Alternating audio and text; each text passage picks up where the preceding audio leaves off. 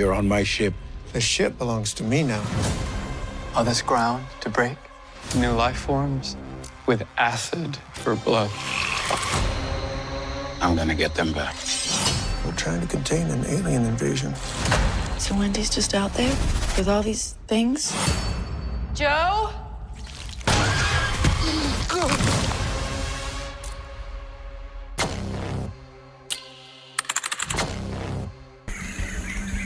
They shouldn't be here. Species from other worlds. Millions of years old. Killers.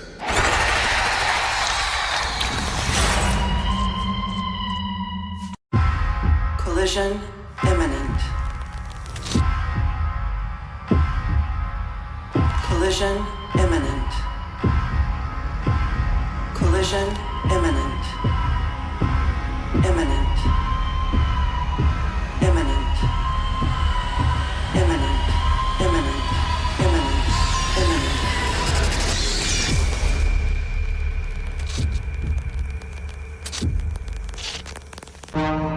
Feels good, doesn't it? Being more than human. But there's a price. Do you know what it is?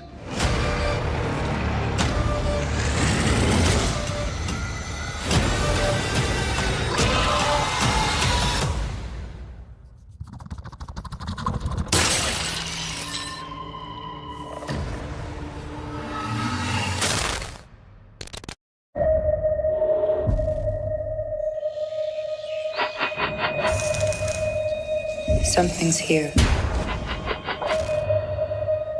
It's getting close. Save yourself.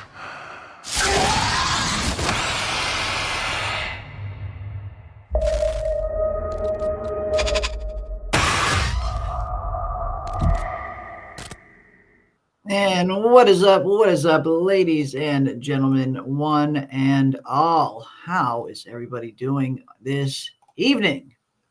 And tonight, we, of course, are here to dive into episode 3 of Alien Earth. And I must say, this was a pretty good episode.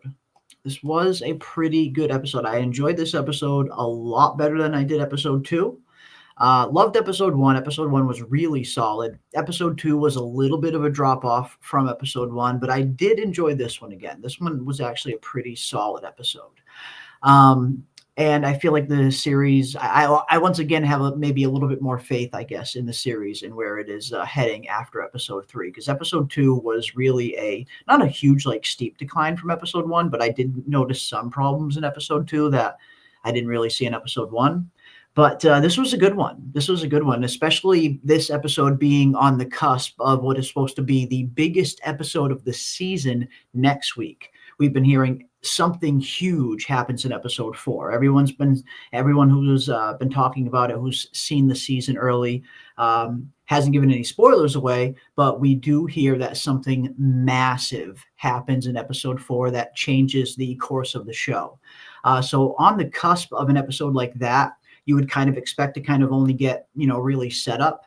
But this was a pretty good episode in and of itself, a good standalone episode with them bringing some of the creatures back to Prodigy and seeing some of the experimentations that are taking place, but also seeing some of the character development from some of our other hybrids in this episode. We didn't really get to learn much about the other hybrids in episode 1 or 2. It was pretty much only Wendy focused. But here we got to see a little bit more from some of the other Lost Boys, which was pretty interesting. Some really good Morrow scenes. Morrow stole this episode for me personally. He's becoming quickly one of my favorite characters. I feel like he's maybe the best actor on the show, the cyborg Morrow. And tonight he just had some phenomenal scenes. But let me know what you guys thought in chat and PM, of course. What did you think of episode 3? Oh my God, this episode was great. It was was a good. phenomenal episode. And again, we say it all the time, right? But the cinematography was amazing. I really love that shot at the end with Wendy laying unconscious, like on the floor with the teddy bear logo of Prodigy Yeah. behind in the background, Mhm. that in itself, that encompasses what the Yeah. show is, right? What they're doing to the children. It was a great episode. I loved it. It was. It was a really good episode, and that was a really good shot. This episode had quite a few really, really good shots, and that's one thing that I have come to enjoy about FX shows. You know, whether it was Shogun, Taboo, and now Alien Earth, they're very well filmed. Cinematography is good. The sound design is good. The music's usually good. Although I did have one complaint for the music in this episode. At the very beginning, not very beginning, but I think it was around maybe 5-10 minutes into the episode, we have this kind of big montage scene of them, like, you know, kind of licking their wounds and collecting all the specimens that they did manage to capture, heading back to the Prodigy Corporation, and just the worst rock song was playing in the background, and it just felt so out of place, like, for the scene that they were trying to convey. The music just didn't fit it. It did not fit the scene at all, in my opinion anyway. And for me, it really just stuck out like a sore thumb. This weird rock song playing over this kind of melancholy kind of drama scene, and you got like this heavy fucking rock song in the background. It just, for me, it didn't match up to the feel that I think the scene was trying to convey. Well, I agree on that one. That particular scene didn't fit the style, right? But they do play Metallica when they're Mm, closing out the episode. While yeah, Wendy is laying down, they play a Metallica song, yeah, rock song that like worked. So that worked. Yeah. I really like that choice. And also they brought back that music we were talking about, that like childlike Mm, lullaby sort of bewildered music, right? When the children are discussing their parents and like looking at the aliens, which is another thing that I enjoyed. That now that we get to spend more time with the other children, we see yeah. their vocabulary, which is Yes. very endearing. Yes. They just keep saying like, "Dude, are you seeing this, dude?" Reminding you that they're children. They don't have a complex vocabulary. They're very excited by it all. Really, they don't Mhm. understand the danger. Mm. They don't. It's super hilarious too, isn't it? Like they don't understand the danger that they're in, essentially, as you said. And it's just it's funny to, like you said. I'm really glad we got to see some of the other hybrids in this episode. Not that I don't like Wendy. Wendy is, she's an intriguing character too. But it's nice to see some of these other hybrids' personalities kind of come through. But yes, you're reminded every so often, or quite often, that these are children at the end of the day, 10, 11, 12-year-old children that were stuffed into these bodies.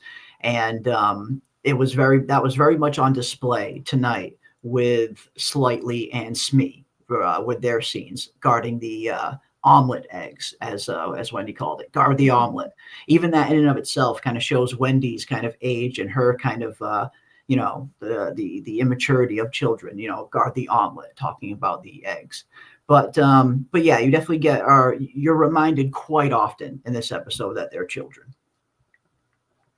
Yeah, and talking about Wendy, we do see that Wendy has taken on the role of big sister Yeah. because she cares for the children and really she's really looking out for her brother. That's what she's Yeah. interested in. But suddenly we get a rival. We get somebody that is interested in the position of Hmm. stepping up and following Boy Cavalier's Yes. every command and wish Yes. and Machiavellian impulses. So that's interesting because Wendy's Yep. nature, while she is the leader, her nature is not really to lead. Even with that sort of instruction, guard the omelet, she's not super serious about it. But suddenly we Yeah. have a rival, somebody that does seem super serious about it. We do. We do. You're very right. Curly, Curly of the Lost Boys comes out of the woodwork and goes right to Boy Cavalier, or Peter Pan, in this episode. And yeah, she's gunning for that top spot. There's really no other way to put it. She knows that Boy's favorite is Wendy, but she feels that she is the best. Straight up says it. I feel like I'm the best. I think you're wrong. And she's trying to kind of climb that ladder, as it were. And it's funny to see that kind of, within the corporate structure of these mega corporations and the kind of, the espionage that happens between Wayland Yutani and Prodigy, and probably will continue to happen. You also have this little hierarchy among the hybrids establishing now as well, where, yeah, a lot of them probably look to Wendy as the leader. She's the first hybrid that was ever created. She's clearly favorited. And yeah, that is going to create some admirers, but that's also going to create some adversaries as well for people who want that top spot, like Curly seems to want. What's interesting is that in Peter Pan, Curly, he's known to be the lost boy who is not super intelligent. He always gets himself into a pickle, right? We know that. She kind of talked about that a little bit. But Yeah. He's not the smartest. And yet here we see that she is. She has chosen to use the computer of a brain that they gave her to learn, right? Mhm. And the computer's only going to be as good as the user. Yeah. She's making these choices to advance, to learn, to ask for more knowledge, to step up to the plate, which is something that we don't see Wendy do. Wendy was more like looking into the past, remembering her Yeah. home life, Yeah. not really looking into the future. So that in itself is really different between these two girls. Yeah, it's very much two different POVs, very much two different motives as well, very different motives. As you mentioned, we see Curly here. She wants to climb the ladder. She wants to be, in that top spot. But Wendy just cares about her family. That's all she's thinking about, trying to find and save her brother. That is her priority right now. And yeah, you see the difference in priority that seems to be developing in the hybrids as well. Again, this was a good episode. It was a good character development episode for quite a few different characters, where you finally got to see a little bit of some of their motives, some of their personalities kind of stripped down a little bit more. I was impressed. I was impressed with episode 3. This was a really fun one.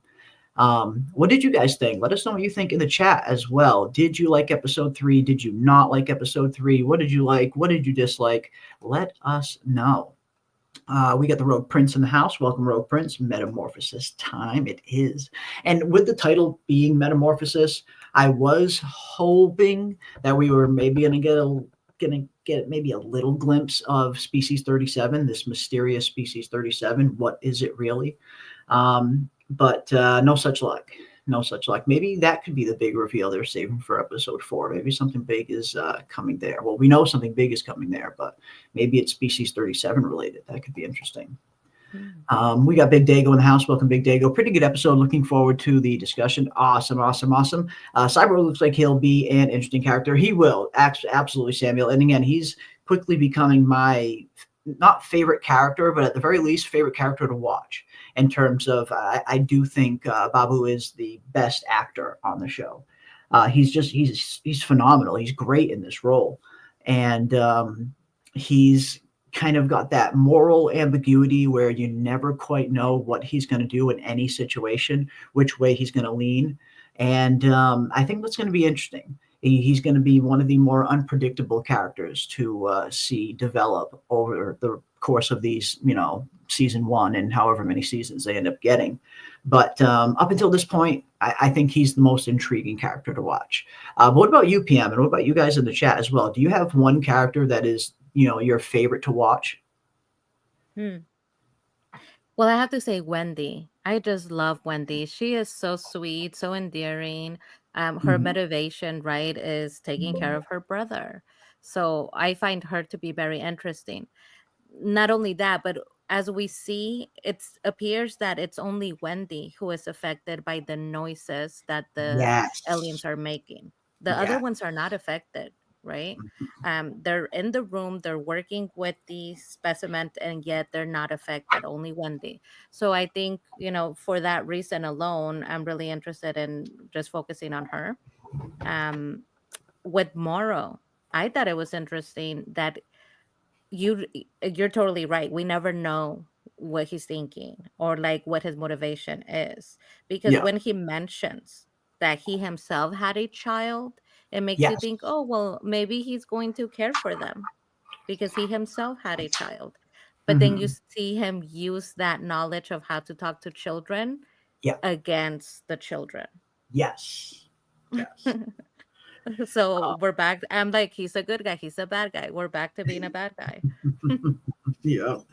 No, and it's fun to watch. It is fun to watch him, do his thing because yeah, you don't quite know like which way he's going to land on things, but that was very clear. Using that way to manipulate children, talking to children in a manner that is going to be receptive. Will you be my friend? Playing on what Slightly said earlier in the episode. Everyone needs a friend. It was just perfectly well set up for that. And it's going to be interesting to see what his full plan with Slightly is. I mean, is this just an asset he's hoping to cultivate and he's not quite sure what he's going to do with him? Or is he doing this for a very specific purpose from the very beginning? Does he have a specific agenda in mind that he needs Slightly's help with? But no, again, Morrow's just so fun to watch. So fun to watch. I really was enjoying the scene between him and Kirsch. I wish we would have got a little bit more between those two, but I get it. They're probably saving that for later. I'm sure we'll see those two reunite at some point in the season. But yeah, he's fun. He's super fun to watch. And again, the acting. The acting is just absolutely phenomenal. And I must say, I do think he is the best actor on the show. Babu Kise playing Morrow. His acting is just so good. The guy is a really good get for the show. Oh yeah. And thinking about that quote, I looked it up and I was like, I'm sure that everybody needs a friend is from Peter Pan. That's something Mm-hmm. that he says all the time when he encounters the children, Mm-hmm. so that they could let him in at the beginning and he can wow them. And yeah, in fact, that is a Peter Pan quote. Everybody needs a friend. Yeah, the Peter Pan influence is just completely scattered all throughout this series, not just in the story, but in the actual characters themselves. In fact, just about every single character on this show can be directly tied to being inspired by one of many different Peter Pan characters. Some that are pretty obvious on the surface and some that are a little harder to see, but once you start digging a little deeper, you start to see it. And I'm going to be doing a video on all of that. That video will be out tomorrow. It was super fun to make. And the Peter Pan kind of inspiration goes deeper than even I originally thought. After watching these episodes, it's actually much deeper. So be on the lookout for that. That'll be dropping tomorrow. But yeah, I'm loving the Peter Pan infusion, especially since we're seeing a lot of not modern Peter Pan infusion, some of it, but with Boy Cavalier's character in particular, I'm seeing a lot of some of the earlier drafts of Peter Pan's influence, the earliest versions of the character when he was a lot darker, a lot more malicious, a lot more egotistical and manipulative. Peter Pan wasn't always the character that people think of him today. He was much darker in his origins. And that's the Peter Pan I think they're drawing inspiration on where it comes to Boy Cavalier's character. And it was fun to break all of that down. So be on the lookout for that, guys. Tomorrow that will be dropping. Samuel says, I'd be down to have cybernetic enhancement. Cyborg, I don't know about being a hybrid, though. Oof. I mean, having some cyborg enhancements would be pretty interesting. And we know, of course, Morrow, he seems to not even want to be human anymore. We get a little glimpse of that in this episode. And I thought that was one of the most intriguing scenes for him in this in episode 3, where he's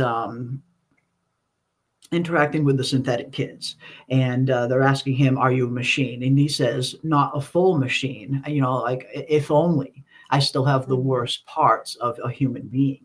It's almost like he has this just great disdain for humanity, and he's been slowly but surely replacing all of his human parts with cybernetic parts over the years to try and distance himself from his humanity and humanity as a whole as much as he can. It seems like he genuinely does not want to be human, and he really wants to be more than.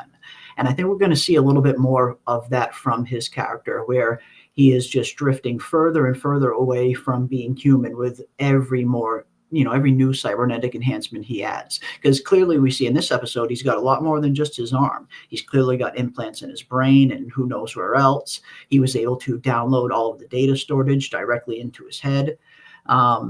So there's a lot more than just a cybernetic arm that's going on with Morrow, which was interesting to see. But yeah, it's almost like hearing him say that I still have the worst parts of a man. It's like he has this just disdain for humanity, and he wants to get as far away from it as possible. Yeah, and part of me wonders. In the beginning, I used to think, like I said, we go back and forth. He's an enigma.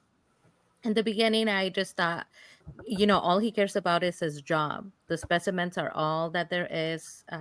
That's his job, his life. He doesn't like humans. He didn't try to save any of them. But then we get a little bit of backstory. Mhm. The whole backstory about him having once had a child. He If doesn't it's say that true. he has one. Yeah. And it seems to be the way that he's talking to the children seems like somebody that is used to talking or dealing with children. Maybe So it if could be that, true. yeah, if it's true, then maybe there's a complex background. Maybe there's a reason why Mm, he hates humans. yeah. He said he had a child, not that he currently has one. Maybe something happened Yes. to him along the way that turned him into what we see now, somebody that desires not to be human. When he says the worst parts of human, he still feels, right? Because he was trying to calm himself down and not experience the emotion of fear Yep. when he was in front of the aliens. So I'm Yeah. guessing he also has the emotion of grief. Something Mhm. must have happened to the point where it made him want to be more machine than human and to feel nothing. Yeah, no, I think that tracks very well.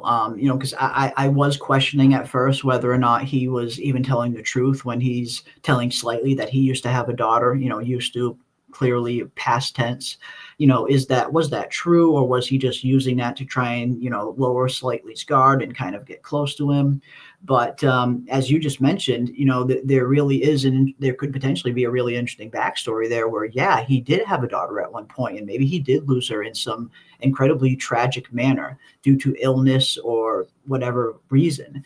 And yeah, could that have been the catalyst that pushed him further and further away from humanity? We do hear that his cybernetic arm comes from something to do with his childhood palsy. But after he got that cybernetic arm, I wonder if he started to become, intrigued more and more by the idea of becoming less and less human. And by the time he's an adult and ends up having a child of his own and loses that child, yeah, you could totally see that potentially being a trigger for why he wants to just distance himself and try to become as as little human as possible. And yeah, I mean, I think that would fit with his character. Oh yeah, completely. I'm imagining it's like plastic surgery, right? Once you do the first Get thing, addicted. you want to do the next one. Yeah. um what I really liked is that we got to see a little bit more of what the children are like. We didn't Yeah. know and like much about the children other than that their bodies are synthetic, but Yeah. no details. Now we know that they can see everything that the children see. The Yes. recording basically, right? Recording. And Yeah. we got to see that the show has some levity, some comedic levity. Yeah. When one of the child slightly says, oh, I don't think I like that, like he's super weirded out by the fact that they're looking at everything, they've seen everything he's ever seen. Yeah. So those two, slightly and the other child, Smee, I Smee. believe. Smee. Yep. They're so funny together. I They are love the scenes with hilarious. them interacting. They're so funny. I love them. They are. These two are really good together. And again, like you said, it was nice to kind of see some of the other hybrids in this episode where it wasn't just 100% Wendy focused like the first two episodes. We finally are starting to peel back some of the characters, some of the layers on these other characters, and these two in particular got some really good development in this episode. And yeah, they're good together. They're hilarious together. They have almost a Three Stooges vibe, but they're missing the Yeah. third. It's just the two of them. Yeah, they were fun to watch. I think there's a good dynamic there. They definitely play well off each other. They are definitely going to be, I imagine, providing a lot of comedic relief throughout the season. Where I imagine it's going to get a lot more serious in tone in certain times. I imagine these two are going to be a big source of comedic levity. Mm-hmm. Oh yeah, for sure. Definitely. But who do you guys like? I'm Yeah. interested to see like who does the chat like? If you guys have a favorite character that you guys are enjoying or a favorite performance in this episode in particular, let us know. What did you guys think of episode 3? What are your thoughts? I'm expecting some hybrid child abuse any episode now, Institute Ooh. style. I mean, who knows? And that's the thing, they're children's minds that were put into these synthetic bodies, but these synthetic bodies are owned by Prodigy. These are technically proprietary information. I mean, I wonder if that's why he's keeping the program such a secret, because there has to be some kind of implications there, morally and legally, in terms of, is it legal to own another person? Which is essentially what Prodigy has gone ahead and done. Yes, he built the body, he built the synthetic, he owns all the mechanical parts, but you're putting a living human mind into these bodies. Where does that line get drawn? What is acceptable in that situation? When Prodigy does go public with this, miracle, this breakthrough, are they going to be met with praise or scorn, or a little bit of both? Because I feel like there's a fine line there between saving these child's lives and kind of condemning them to indentured servitude, in a sense, if they are completely owned by Prodigy. Yeah, and Samuel, I would argue that we already see some child abuse. Their bodies are synthetic, so there's no point in hurting them physically. It would be like a foundation Demicel style of hurting them, where she couldn't feel pain, so she just manufactured tears to appease the person that was trying to harm her. You can't really harm their bodies, but mentally you could really hurt them and abuse them mentally. And we see that in this episode with Nibs. Nibs is going crazy. She's crashing out. She's poking her eye. Yeah, She's she's like losing it. zoned out. I think that is a trauma response. She just keeps having flashes of what she's experienced and what she's seen, Mhm. and she's out of it. So I would argue that you could see that she's severely traumatized, and that in itself isn't that like child abuse. It's and what you were mentioning, Jeremy, it looks like they have a loophole, because we did get to see that Dame Sylvia said that she is Wendy's guardian. So maybe legally they made her the guardian, and Mhm. so that way they really are their children. There's nobody that can report them for child abuse if they're their children, and nobody knows about what's going on behind. Mhm. Yeah, I think keeping it a secret was a big reason for that. We do know that Wendy's father agreed to the procedure. Wendy's father has since died. And yeah, maybe the new guardian is this doctor. She does seem to have a very maternal instinct over Wendy and some of the other hybrids. But yeah, I guess that's an interesting kind of fine line, I guess. If some of these other if some of these other children's parents are still out there, if they're still alive, where does that end up? I mean, is your child officially owned by this company, or what is the legal ramification there? I doubt they'll go into any of that, but it'll be interesting to see if the show does a public reveal, if Prodigy does kind of hold a press conference and go public with this kind of breakthrough that they've uncovered. That'll be interesting to see how it was received, but I feel like it's a long shot that we'll even see that, at least not in season 1. But yeah, I mean, this was a good episode. This was a really good one. Minerva says it was a great episode. Awesome. I'm expecting some hybrid. Morrow says he wants to be Slightly's friend, but I think it's more of a stranger danger type situation. I mean, Morrow is clearly, manipulating him in order to use him for some kind of reason. We know that Morrow is very dedicated to getting these specimens back. He wants to get them back himself. And we get a little bit more of a background on that, from Morrow in this episode as well, when he's talking to Yutani, and he's telling her, and we find out that Morrow's a lot older than he looks in this episode as well. They talked about, him being employed for 65 years, the last 65 years. And even Morrow himself said, everyone I know is dead. So his cybernetic enhancements go a little bit beyond, again, just the arm. He clearly has some other stuff going on that has made him age at a much slower rate as well. Who knows how old he really is. But he clearly seems that he is very dedicated to this job, to these specimens. It's, it's years of his work. We hear him say earlier in the episode that, tons of lives and billions of dollars were spent acquiring all of these things. And it's his life's work, and he's going to get him back himself personally. I was hoping we were going to get a little bit more of a definitive reason as to why he was so personally invested in getting these things back himself. And now we know why. Like, this is all he has left. As you mentioned earlier, PM, if he had a daughter, she's long gone. She might have just died of old age. Who knows how old he really is? Everyone he grew up with and knew during his first human life, they're all gone probably and dead. So it seems like this is all he has, and he's just super dedicated to what he has made his life's work ever since his first human life, his lifespan anyway, has surpassed. Yeah, and Howdy, I like how you are putting it in terms of children, stranger danger, right? Yeah. So we're not seeing them teach the children any of these skills. And it's because True. they don't really see them as children. They don't see them as possibly being in danger.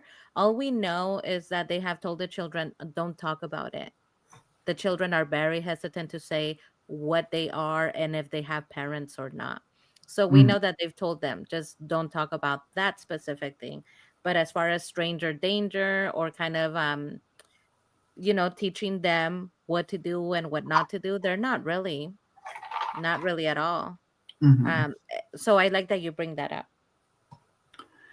Yeah, Prodigy didn't really seem to prepare them very well for anything. It seems, they get sent right out into the field on a pretty dangerous mission, very early on, with no training, no little kind of training montage or anything like that. They're kind of just thrust right out into the open and say, hey, go recover these most deadliest specimens in the freaking galaxy. You'll be fine. Don't worry. We're sending a synthetic with you.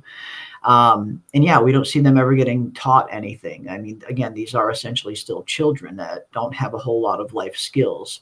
You would think Prodigy would have been, maybe just a little bit more invested in teaching them, basic survival things before they send them out, in the wild. But who knows? Seems like Boy Cavalier is also very intrigued by the aspect of kind of just throwing them out there and seeing how they naturally progress, how they naturally do. To him, everything's an experiment, it seems. But yeah. Let's see what else we got. This was a good episode. I was very much impressed with this episode, at least compared to episode 2, for sure. Kirsch, Wendy, and Morrow are cool too. Yeah, Kirsch is great. Wendy's pretty good. Yeah, Morrow's becoming my favorite to watch just because I feel like he's just super intriguing. He's got so much going on as a character. And I like that we got a lot more character development for him in this episode, not just a little bit about his background, his age. He's a lot older than we thought. And of course, that he's got a lot more going on cybernetically than just a cool Winter Soldier arm. So yeah, I'm enjoying Morrow. Very much enjoying Morrow. Yeah, he doesn't want to be human. He seems like to not want to be human at all. He keeps trying to drift further and further away from his humanity. Morrow is loyal and he is determined to protect the alien specimens. Yeah, he wants to do it himself. Morrow's daughter can be an important part of his backstory. The loss can be an emotional impact on him. Yeah, if his daughter died through natural means or any means, that very much could have been, again, as you mentioned earlier, PM, that the catalyst that kind of pushed him further and further away from his humanity. A tragic loss like that could do that, as he is kind of destined to live on past the normal human rate. He's, of course, also going to have to see all his loved ones die along the way. So yeah, Morrow is again. We got some good character development on Morrow this episode. It was good to know. It was good to see. I just finished watching it. Just watching the episode. It was good. Yeah, this was a good one. This was good, and definitely let us know your thoughts. And what was some of your favorite scenes from episode 3? What were some of your least favorite scenes from episode 3? Let us know in the chat. What did you guys like? What did you guys not like? Sound off. What is up, Starlight? Good to see you as well. Welcome, welcome, welcome. Yeah, this was a really fun one. This was a fun one. Again, Morrow completely just stole the show for me personally, but Kirsch was pretty good in this episode as well. We finally got to see them, get possession of some of these alien specimens and finally get some of them back to Prodigy, where they started to conduct a few different experiments on them. And we see right, and it's very weird, I think, the relationship between Kirsch and Boy Cavalier. It's certainly not your average Boy Cavalier owner, Kirsch synthetic, do everything you say. It's a lot more nuanced. For some reason, it just feels like Kirsch has this kind of layer of freedom that most synthetics maybe don't really have when their direct owner is around. But it's an interesting dynamic between the two. We see him kind of grab Boy and kind of shove him out of the lab, and Boy's like, "What are you doing?" And he explains to him about you're an organic being. You're susceptible. The longer you stay in here with these freaking face huggers. But it's a weird kind of dynamic between Boy and Kirsch's personality at times almost kind of mimics human emotion. I don't know if it's just me or if anybody else has noticed, but I feel like at certain times, Kirsch will just have certain mannerisms and just a certain way of saying certain things where he almost comes across as human and less synthetic. And I'm not too sure how much I really like that, actually. I love Timothy Olyphant as an actor. I mean, he's a phenomenal actor. I loved, Justified. The Crazies was great, but Deadwood, of course. But I don't know. I mean, just seeing his seeing his synth have this kind of underlying kind of personality that is almost human, seeing him have this kind of almost humanity. I don't know. I feel like I almost feel like his character would be a little bit more interesting being a little bit more robotic. I mean, I get what they're trying to go for, maybe give him a little more personality, but and maybe that's part of his programming. Maybe part of his, structure was to mimic human emotion. But I just feel like he comes across a little too human sometimes. And at times I almost forget he's a synthetic. I mean, I happen to like it. And I like that you point that out because it's different. I mean, It's we're different. used to seeing robots behaving like robots, right? Yeah. Cold, emotionless. Um, Well, except for and Murderbot. oh, it's for Bad. That's right. Murderbot. And that was such a great show. I Mm, really, it's too bad that it didn't get the attention that it deserved because it was fun. That was a mm. fun show. Yeah, it was pretty fun. Um, but and you guys will see it tomorrow. When you guys watch Jeremy's video um, about Tinkerbell and all of the Peter Pan connections, all of the connections with Peter Pan, you will realize why he acts this way. So he represents Tinkerbell. And Tinkerbell, what we know about her is that while Tinkerbell was beholden to Peter Pan, she very much was loyal to Peter Pan, very much protected him constantly. She was a diva. She was not a regular fairy. She wasn't well behaved. She had such an attitude, was constantly bratty, was Mm, constantly a diva. So when I think about Tinkerbell and him, the connection is obvious because mhm. that's the way that Tinkerbell will have behaved, where she almost seems annoyed at Boy Cavalier, but he's still protecting him Yeah. while taunting him. He taunted him and said, "Yeah, I saw this take over an organic material like you." Right? So that sort of taunting, that's what Tinkerbell would do to Peter Pan. Yeah. No, it does fit. It does fit with his, with his allegory for, the Tinkerbell character and how much those two really have in common when you kind of break their traits and characteristics down a little bit more. Yeah, that's another really good example of it right there. Of this defiant nature that they both kind of have every once in a while. This not disdain, but this kind of rudeness that they can both display every once in a while. Jealousy, envy, even Oh to a yeah. certain degree. But yeah, in that sense, I guess it would fit with his character arc and his character type. But yeah, I don't know. I mean, I guess it's something of seeing a synth act in that way.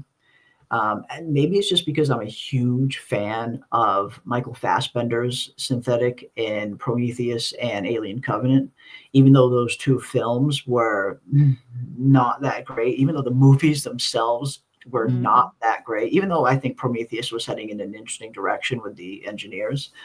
But one thing most people can agree on is that the performance from Michael Fassbender alone as David in Prometheus and in Covenant was phenomenal. It was one of the best performances I've ever seen of a synthetic in not just the Alien franchise, but any kind of robot in any franchise. He really was like super, super iconic in Prometheus and Alien Covenant. And I guess maybe I was hoping to see Kirsch's character not be the same, but I certainly don't want to see like just a ripoff or a cheap copy of David. But I guess I was hoping to see, Timothy Olyphant tackle this character in a sense where he was going to be a little more stoic, a little more kind of robotic.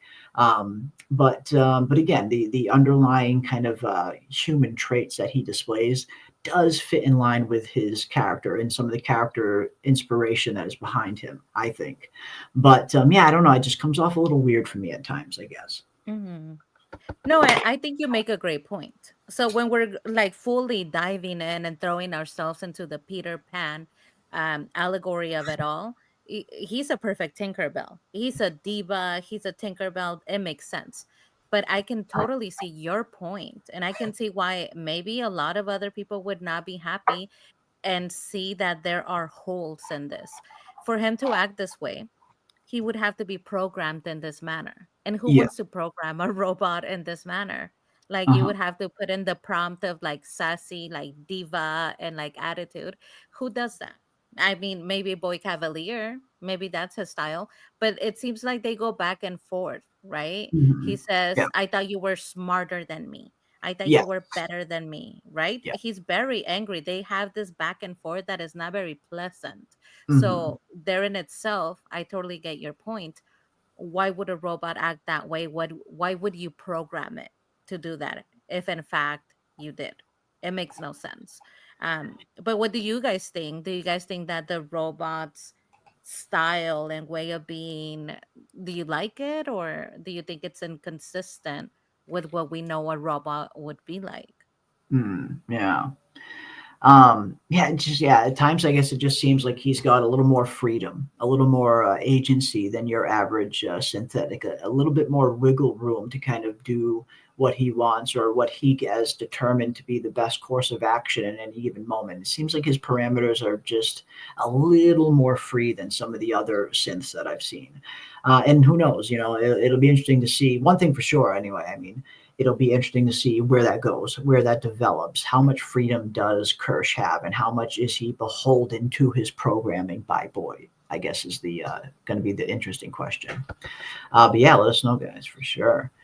And yeah, how much of Morrow is synthetic? Now we don't really know exactly, but coming into the show, one of the only things that they really kind of advertised was his synthetic arm. So for a while we kind of thought he just had a synthetic arm, and then you see some of the trailers and you see him kind of hooking up these leads to his head and stuff, and then you start to think, okay, it looks like he's got a little bit more going on than just the synthetic arm. While again, it appears the arm was something that happened when he was a child due to his childhood palsy that he apparently had. I imagine that having his arm cybernetically replaced is what gave him the taste for wanting to become more and more, less and less human, more and more cybernetic.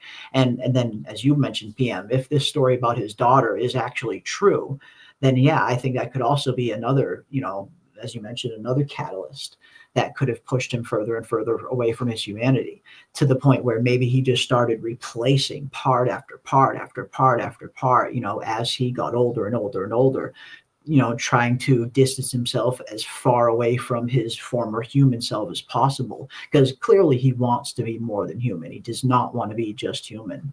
But how much of him is synthetic, how much of him is robotic, we don't quite know yet. It definitely seems like there's a good amount of him that is robotic. It seems like he's had a lot of upgrades over the years. Again, a lot more than just the arm.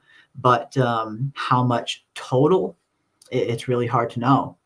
Really hard to know. But he's definitely got at least some kind of computerized storage that he can access. He downloaded and kind of saved all the files from the Maginot ship before erasing them.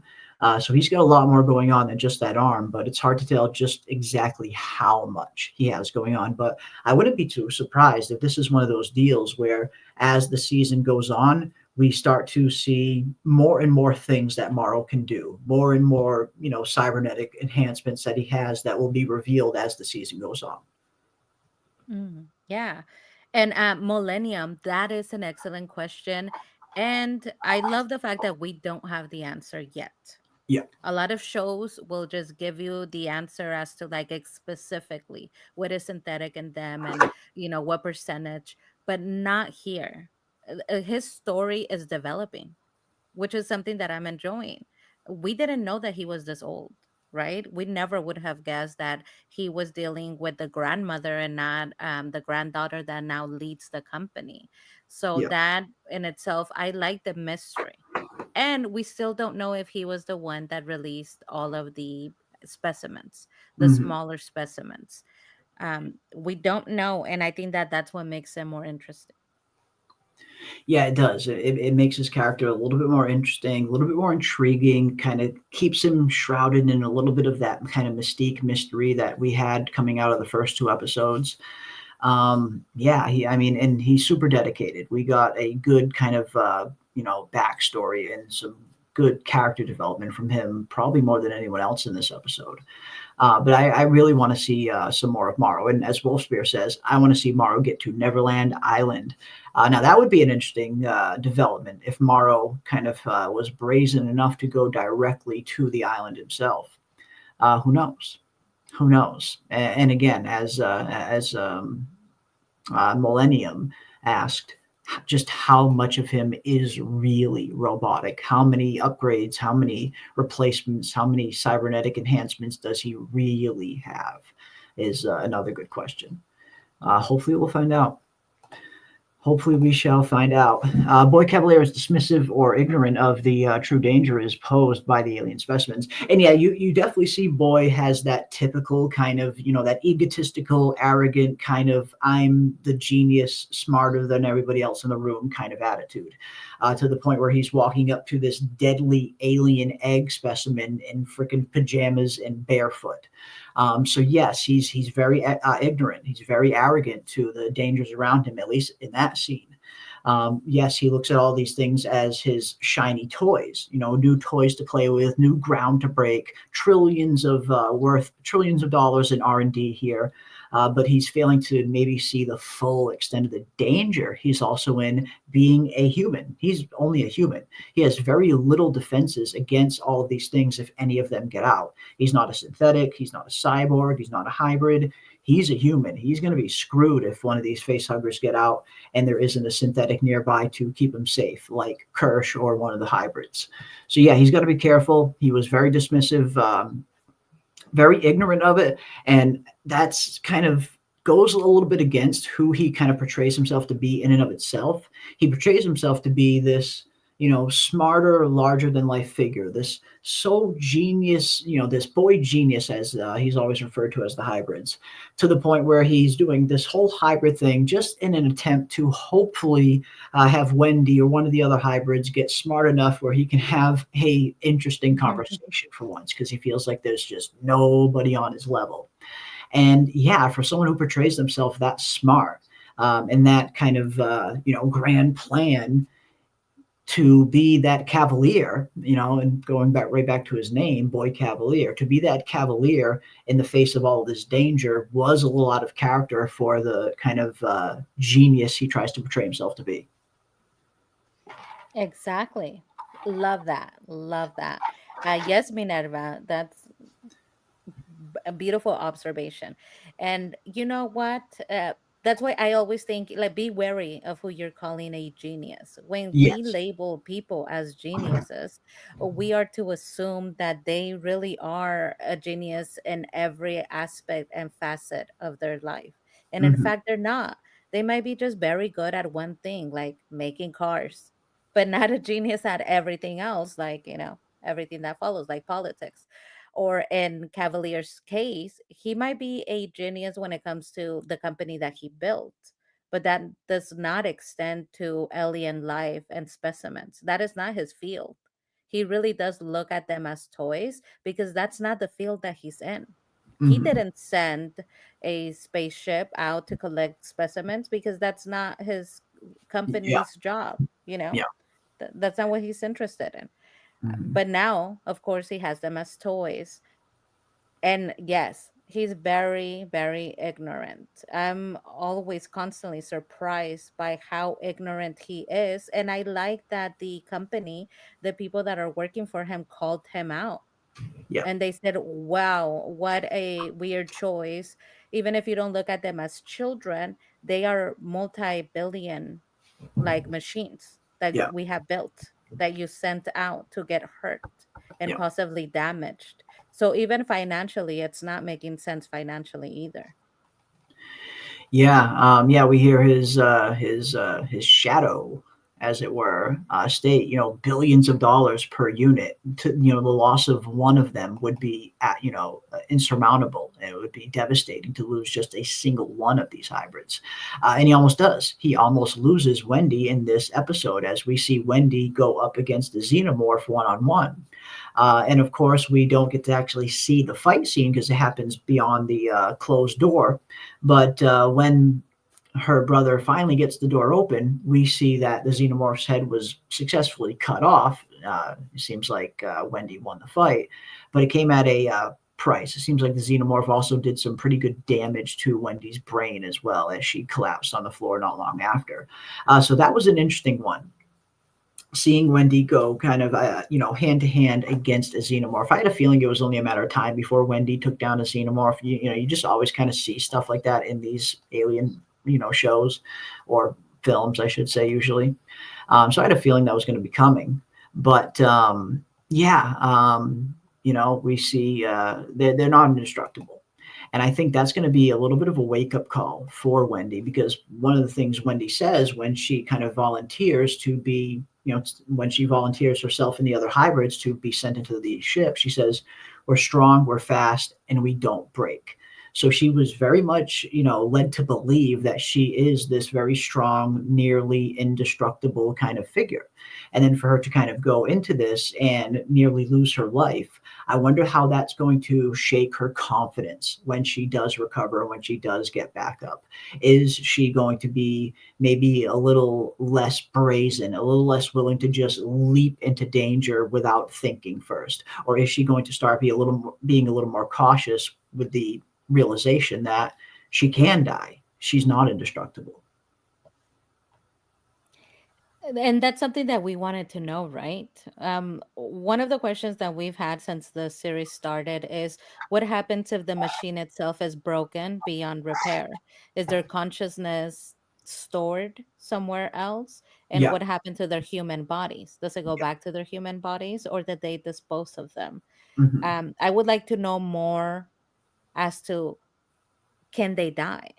Do they have this, a sense of life? They Yeah. say that they're indestructible and that they eradicated death, but if she can be hurt so much that she has to be put under or disconnected Mhm. and they can't speak to her, Yeah. that tells me that there's a potential for the children to experience some sort of death. Yeah. Yeah, some kind of death. I mean, and yeah, we need some more information. Like if one of these hybrids' bodies is completely damaged and the brain or the supercomputer where the brain is supposed to be is damaged beyond repair, yeah, is there some kind of backup data storage where their consciousness can get, uploaded to so they can get put into a new body? Or is that it? Is this just a one-shot kind of deal kind of thing? And yeah, what happened to the human bodies, I guess, is another question. The last we saw is we see Wendy's human body get zipped up into a body bag like thing, indicating that the human bodies might be dead by now. It looks like they're dead and gone. Did they destroy them? Did they cremate them? Did they potentially keep them on ice for some weird reason? I don't know. But yeah, last we saw Wendy's body, it was getting zipped up into a body bag. But I don't know. That's a really good question. Will their minds get backed up in some kind of server if these bodies get damaged? And can they get put into a new body if that's the case? I don't know. That's a very good question. Very good question. Kershimaro are my favorite characters, says Millennium. Yeah, they're probably two of my favorite characters as well. Kersh and Morrow. I feel like they're two of the most intriguing, two of the best actors on the show, and they're just fun to watch. I was really hoping they were going to get a little bit better of a scene together in tonight's episode. We got to see the episode 3 trailer that really hyped up their meeting for the first time, and then it really only lasted like a second. So I was hoping to get a little bit more Kersh and Morrow, but I imagine we will later on in the season. I think Boy Cavalier may have an obsession. Boy Cavaliers have obsession with youth and immortality. Well, the race for immortality definitely seems to be a very prevalent thing going on within this alien world, at least on Earth. We know that there are 5 different corporations out there all vying for control, and they very much all believe that whoever kind of cracks the answer or the best answer to immortality can end up ruling the universe, as the opening credits say. And we have 3 different methods of immortality that all these kind of multi conglomerates are experimenting with. You have cyborgs, cybernetic enhancements like Morrow. Morrow is clearly good evidence that maybe not immortality is possible through cybernetics, but a very prolonged life, at the very least, is very much possible through cybernetics. Again, we find out in this episode that Morrow is over 65 years old, maybe even older, and he doesn't look a day over 35, 40. So yeah, there's very much some progress that they seem to be making through cybernetics in terms of slowing the rate in which a human ages. Then, of course, you have the regular synthetics. And it's hard to really kind of, get any kind of human immortality from that. These synthetics are immortal in and of themselves, but they're artificially created beings. It doesn't really help humanity become immortal, which seems to be the goal for these companies, so they can monetize it, package it, and sell it to the public. And then, of course, you have the hybrids, which seems to be, in my opinion, the most viable. Now, yes, up until this point, only a child's mind can make the trip, but who's to say one day they don't crack the code to where adults can use this process as well?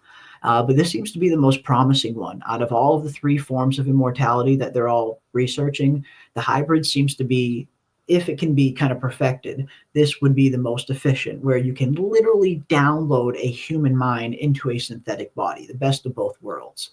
But I don't know. It'll be interesting to see where this technology goes, considering there are no hybrids in the Alien universe anywhere in any of the other films. I have to imagine Noah Hawley might have to have this technology be completely destroyed by the time the series is over, just for the sake of canon. Mm. And I like that comment about his obsession with um, children, right? And immortality. Yeah. He kind of makes a statement as to why that is. He says the company's name Prodigy is because they are only child geniuses because they're children.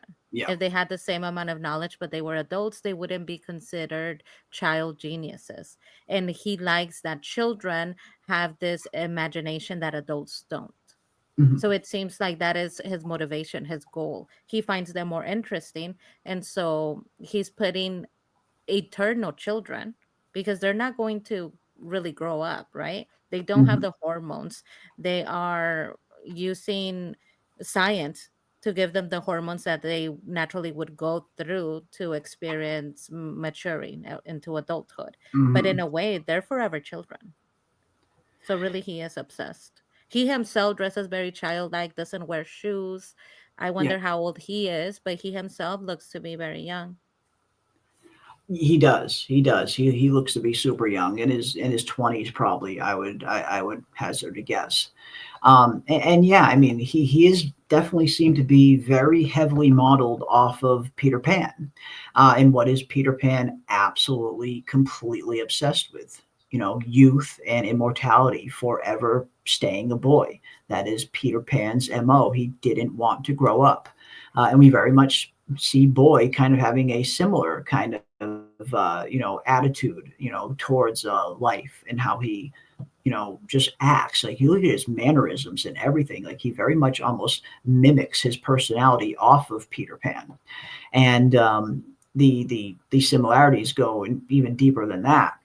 But yeah, I think he definitely has an obsession with all of this. I mean, for him, it's not really so much about money. I do believe him when he said that. He says, why do people always think it's about money with trillionaires? I mean, if you're a trillionaire, money's probably not a huge thing that you're worried about right now. You got all the money you could ever fucking spend in a million lifetimes. Making more money is always good for a trillionaire, I guess. But I definitely understand Boy's motives. His methods definitely do seem to be coming from wanting that deeper kind of understanding. Talking and having this, as he mentioned, a conversation that finally blows my mind, which apparently he's never had because he just feels he is so, intellectually superior to everybody around him. So for Mhm. him, it's almost like he has this aspect of Odin from Norse mythology, where he's kind of Mm. seeking that ultimate knowledge, seeking that hidden knowledge that nobody else has. It's not about money for him anymore. It's about knowing, it's about learning, it's about having an experience he's never had before. But I don't know. I think Boy Cavalier is one of the more interesting characters on the show as well. I swear the morally ambiguous characters on the show definitely seem to be a lot more intriguing than anyone else, at least for me anyway. When it comes to Boy and Morrow, these characters are not way more, but they're a little bit more intriguing just for me personally to see where they're going to go with them. What are their ultimate motives? What are they willing to sacrifice in order to achieve their goals? We see in the sense of Morrow is very willing to kind of sacrifice even his own crew if it means obtaining his goals, which has a lot in common with one of the more notorious Peter Pan characters that I believe he is kind of loosely modeled off, Captain Hook himself.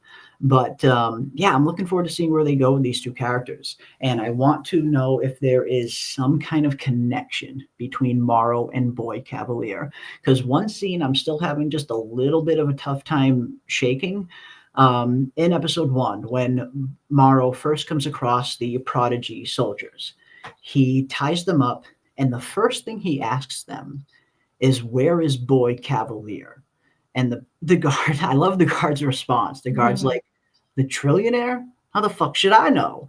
It's just such a hilarious response. But I have to imagine, like, just for me, it seemed like such a weird question for Morrow to ask in that moment.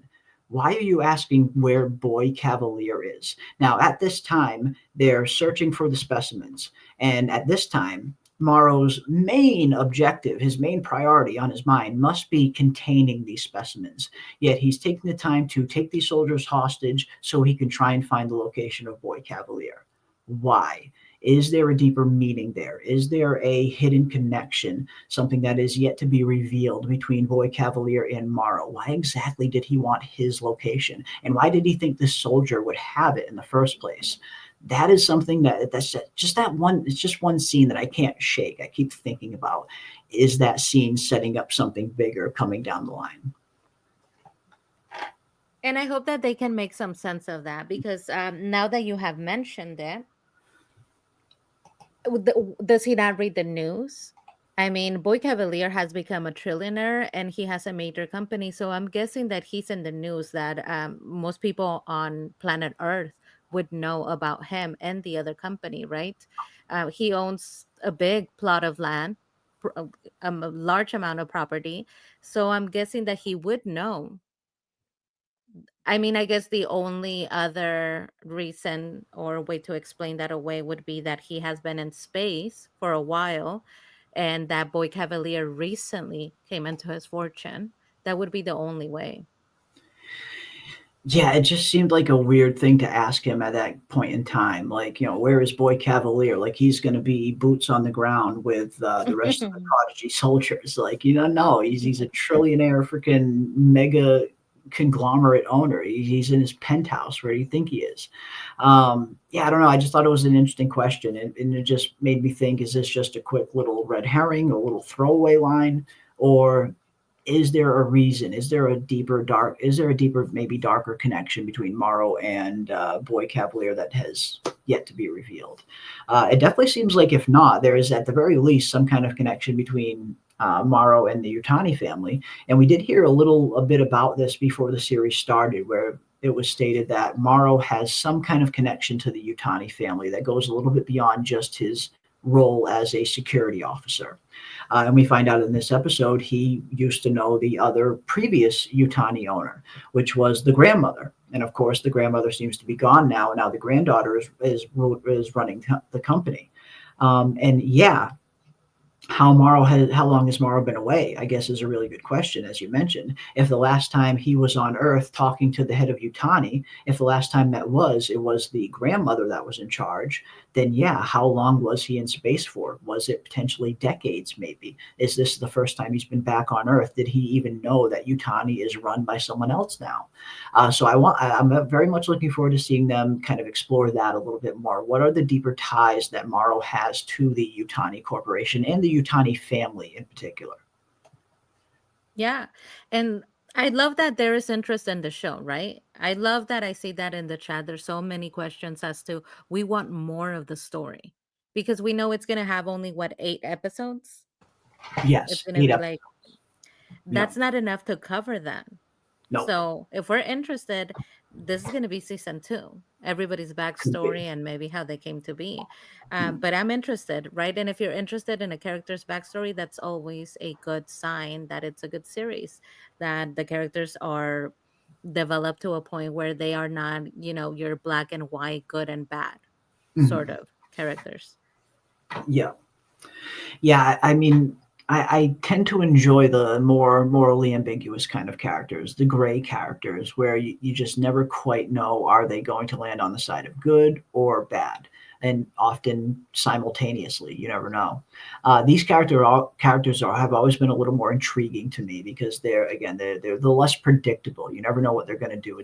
A straight up evil character and a straight up good character is always incredibly easy to predict what they're going to do in any given situation. But a character like Morrow, who has that moral ambiguity, who is morally flexible depending on what situation he is in, these kind of characters are always way more fun and so much more intriguing to watch, because you just never know where they're going to take it. And I like having that feeling when I'm watching a character in an intense environment or an intense situation. You see the high intensity and you wonder, okay, shit, which way is this going to go? You're in that same situation with a good or a straight up evil character. You kind of know which way it's going to go depending on their nature. But with characters like these, it can be a little bit more exciting to see what is going to play out, for me anyway. Yeah. But I like this, and this was something I also thought right away as well, and I'm sure we're not the only ones, but yes, Howdy, I 100% agree with you. This thought 1,000,000% crossed my mind, because we know that Morrow, of course, his ultimate goal is to become more than human. He doesn't want to be human. He even said in this episode he wished he was a full synthetic. He still has all the worst parts of a man. But as Howdy says, I predict Morrow will do everything in his power to become a hybrid now that he knows the technology exists. 100% Howdy. I genuinely think that is going to be his story arc going forward. Now that he has figured out what slightly is and what is actually possible when is a machine, not just a machine. Those words seem to really stick with him to the point where he really went out and had to dig and find out what is really going on here. Why does this synthetic seem to think that it has parents? And he found his answer, as you said. And I 100% think, yes, now that he knows that this technology is real, now that he knows it's possible, he is 100% going to try and seek this for himself. And I wouldn't be surprised if that is what he's setting Slightly up for. We see him implant this little device on Slightly that gives him the ability to talk with him, communicate with him. But I wonder if that's all the device does, or is he potentially going to use Slightly at some point to try and upload his own consciousness into Slightly's body?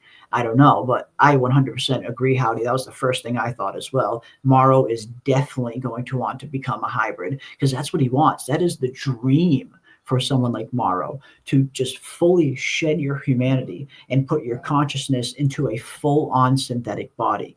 I think that's the dream for Morrow, and I definitely think he's going to pursue it. Exactly, Howdy. Exactly, right? Like that is, we don't know much about his motivation when it comes to while he was on the ship, right? We were speculating that he was the person that opened up the cages and let out some of the lesser specimens. And we saw how he was interacting with the people that were on board. But while we don't know the motivation when it comes to that, we do know that he loves being part synthetic. He Yeah, likes that part of himself. He only lots of, negatively talks about the part of himself that is human. That's yeah. when he expresses himself negatively about his human parts at all. And to circle back to our last live stream, guys, we got confirmation, Jeremy, Mm. that the person, the woman in the pod that you pointed out, that man was looking at her in a really creepy way. We got confirmation. You were right. He must have put in the face crawler, is it? Or face hugger? The Face face hugger. hugger. Yeah. He must have done that because we did get confirmation that the cryopod was broken from the inside. Yeah. So Yeah. that's what must have happened. You were right. I think it is that character. What is his name? Chan? Tank, Mr. Tang. Yeah, Chan. something's up with him, man. He was just way too creepy, way too creepy. You don't like go out of your way as a writer and a director to set up a scene like that if it's not going to come back around full circle. Is my opinion on it. So yeah, I think Mr. Tang might have implanted that xenomorph inside that poor girl in that cryo bed and just waited for it to fucking pop. I think we got confirmation. That's exactly what they said. The cryopod was crashed out from the inside, so You something know? must have happened. And he had his hand over like her stomach, sort of Yeah, just had his looking at hand what right he over had the glass. Super creepy. It's like almost like he knew what was about to happen. Yeah, Oh yeah. yeah. I mean, it had to be him. I think. Um, because there is this one scene. At first, I thought, did Morrow have some kind of hand in potentially letting these things go, or did maybe that disgruntled engineer potentially have some kind of hand in it? And I feel like they threw us that scene between Morrow and the engineer, those two going at it. That I think is the red herring. That I think is the misdirect. I think that's the misdirect scene. I think we're supposed to believe that this engineer, this disgruntled engineer, kind of let these things go because he even considered, why don't we let all the animals in the zoo go? So I think they threw us that scene deliberately. I think that scene is the red herring, and Mr. Tang is the real deal. I think it was actually really him who implanted this xenomorph into this poor girl. But hopefully they answer that pretty soon. I mean, I hope at the very least they do circle back and give us the full definitive answer as to how these things got loose, how the ship crashed. Like There's a lot of really good theories and there's some evidence pointing into some certain directions, but we need that 100% confirmation that shows us, yes, this is exactly what happened. Now, like you said, we do have confirmation that a xenomorph popping out of the chest of that poor girl most likely started all of this. But we still need that 100% confirmation. I think, again, definitely think it was Tang, but they need to circle back to that at some point and give us the full answer. And I hope they will. I really hope they will. I imagine they will at some point. They'll go back because there's this one scene where we see Morrow holding his gun, and behind him is like a xenomorph trying to get into the room. It almost looks like Mm. someone is trying to kill the xenomorph or holding a gun at the xenomorph, and Morrow is holding his gun at them, telling them not to harm it. It almost seems like it almost looks like a shot of him protecting the xenomorph. So I definitely get the feeling that he did not let them loose, but I do get the feeling he was trying to protect them once they were loose, even from some potential crew members that were maybe trying to kill them. Mm. And that would match, that would track with who he is and what he has told us about his motivation. His life is his work. His work are the specimens. Yeah. Now, when it comes to the xenomorph, and forgive me, guys, okay? I am new to the Alien franchise, so forgive me if I'm incorrect in this observation, but we got to see the xenomorph acting different than we did the Mhm. first couple of episodes. The first couple of episodes, the xenomorph was just kind of going after people in a very animalistic way, where he was Yes. just going after them, tearing them apart. In this episode, he was kind of playing and Mm, creating traps, right? yeah. Wendy's brother says it's a trap. Don't come in Yeah. here. So we see that Mhm. there's a level of intelligence where it's not just wanting to kill. It's not, Joe is still alive, so we continue the plot armor that never ends, but Mhm. he was creating a trap for Wendy. He was also hiding and kind of seeing if Wendy was inside with her brother. So there's a Yeah. level of intelligence and a level of planning that we had not seen before. Is this common with them? Or is it usually that they're more animalistic? They're animalistic most of the time, but they have been known on occasion to, steal people and cocoon them. In Aliens, the second Alien film, one of the a young child named Nuke gets grabbed up and thrown into like this alien cocoon. So it's not completely unheard of that they kidnap people every once in a while, and usually they do that with the intention of implanting a face hugger on them and creating a new xenomorph. So it could have been that that's what it was maybe going to be doing with Joe. We saw him kind of had that little cocoon like structure. It kind of sealed him to the wall. Was the xenomorph just using Joe as bait to get to Wendy? Or was the xenomorph planning on using Joe as a gestation kind of chamber to implant a xenomorph into? Hmm. And what is so special about Joe, right? We continue this. Now, I have a question because I was really confused. I was really confused. We see that Joe and Wendy tragically succumb, or they seem to succumb to their injuries, and they're brought back in one way or another. Um, but Joe's body, when I saw that the doctors were working on him, my first guess was that they were trying to assist him and resuscitating him, Mhm. but then we see that they take out something from his body, and that's Do what the little embryo goes into. do they? They Out of do. body? They do. I had to watch that like a couple of times because I was seeing you get this like fleshy pod sort of organ, right? That the embryo goes into. Yes. Oh, at the end of the episode, they pull the embryo out of the face hugger and they put it in that tank, and it kind of swims into the yeah, yeah. So that fleshy pod sort of organ seems to come from Wendy's brother. They were kind of operating on him, and I see that they took it out of a body, and I'm wondering, was that Wendy's brother's body that they took that organ from? Oh, okay, maybe. I mean, we did see him get like straight up impaled by the xenomorph's tail in this episode, which was Mm-hmm. pretty gnarly that he even survived that. And yeah, he looks like he needed. Yeah, it did kind of look like a lung, didn't it? A little bit. Yeah, it Mm-hmm. did look a bit like a lung. Like, yeah, are they trying to make some kind of hybrid? Make Joe a hybrid like his sister? That's a very interesting idea, Zombie Talon. Italian, maybe. Because yeah, it did look a little bit like a lung. Wondering if they're trying to make Joe a hybrid like his sister. Maybe. I mean, who knows? Who knows? Maybe Joe is a little worse off than we thought, and they might be the only way to save him. But it seemed like an odd thing to implant this embryo into this kind of lung organ. What exactly is the ultimate goal? And then when you look at the trailers, this is why I kind of wish I didn't see all of the trailers, because there is one trailer when Wendy is looking at that exact same tank and something bursts out of it.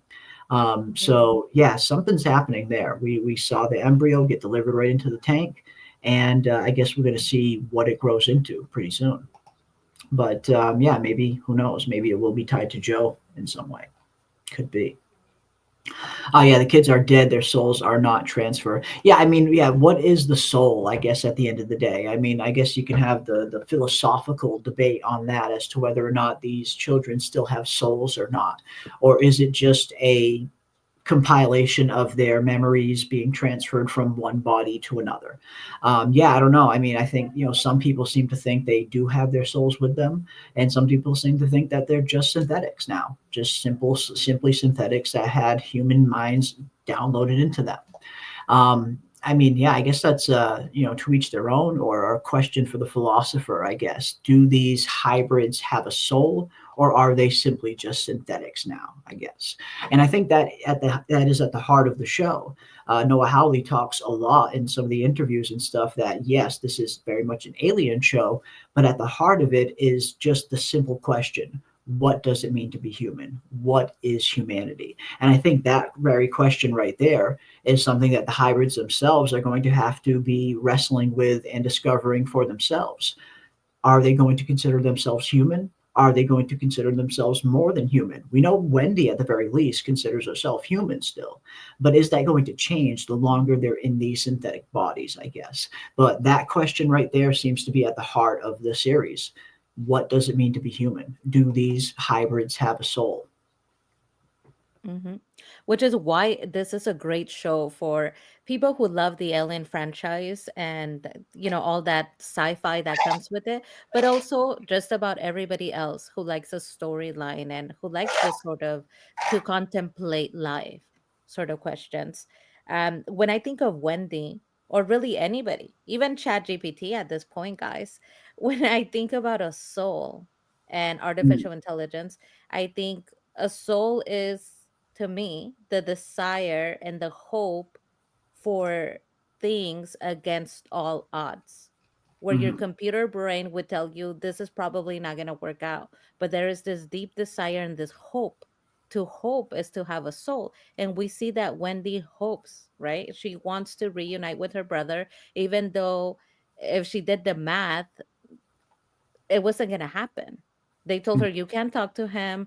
You can't ever interact with him. He's not to know that you're alive. But she still kept replaying their memories of them being together and yeah. hoping that they would reunite.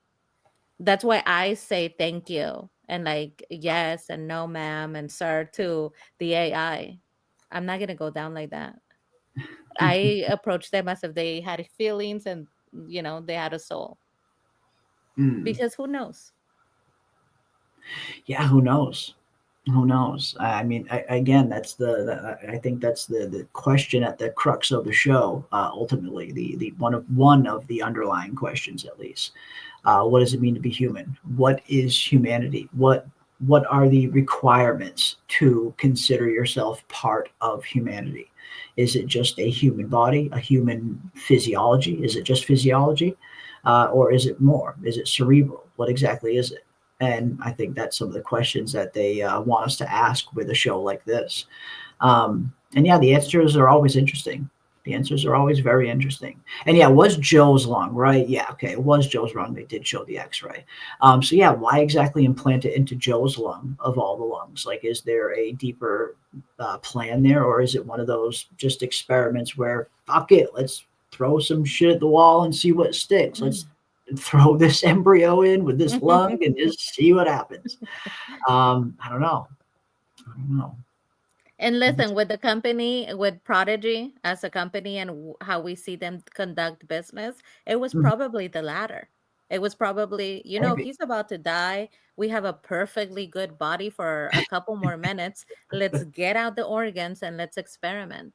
And Mm, then they could, benevolently make him like Wendy, yeah, give him maybe. something and take something, kind of Little a give, trade. little take.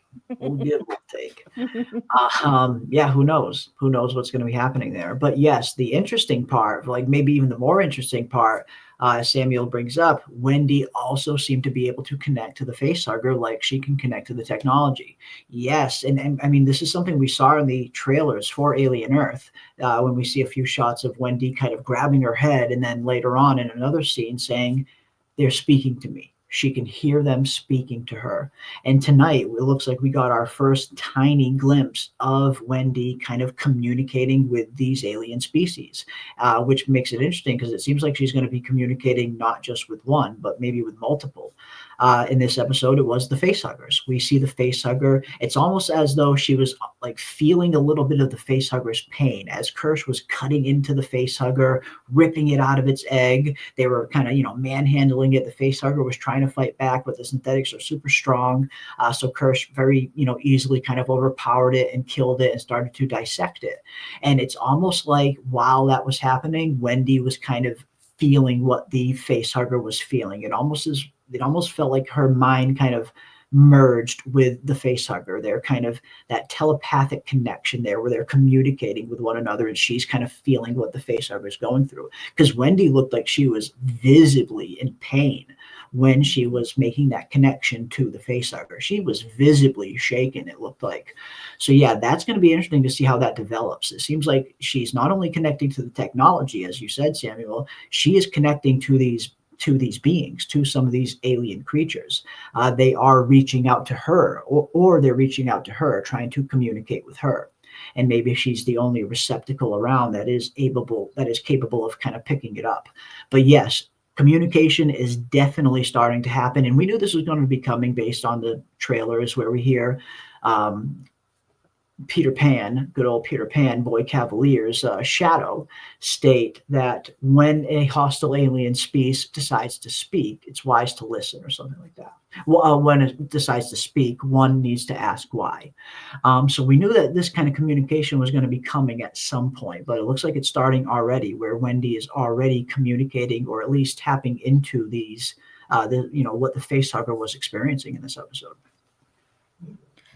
Yeah, and Samuel, it was only Wendy. That's what's really Only her, interesting. yeah. They're all supposed to be the same, right? They're supposed to have the same traits, and we are not to know that there's a difference, except we're noticing tiny little differences.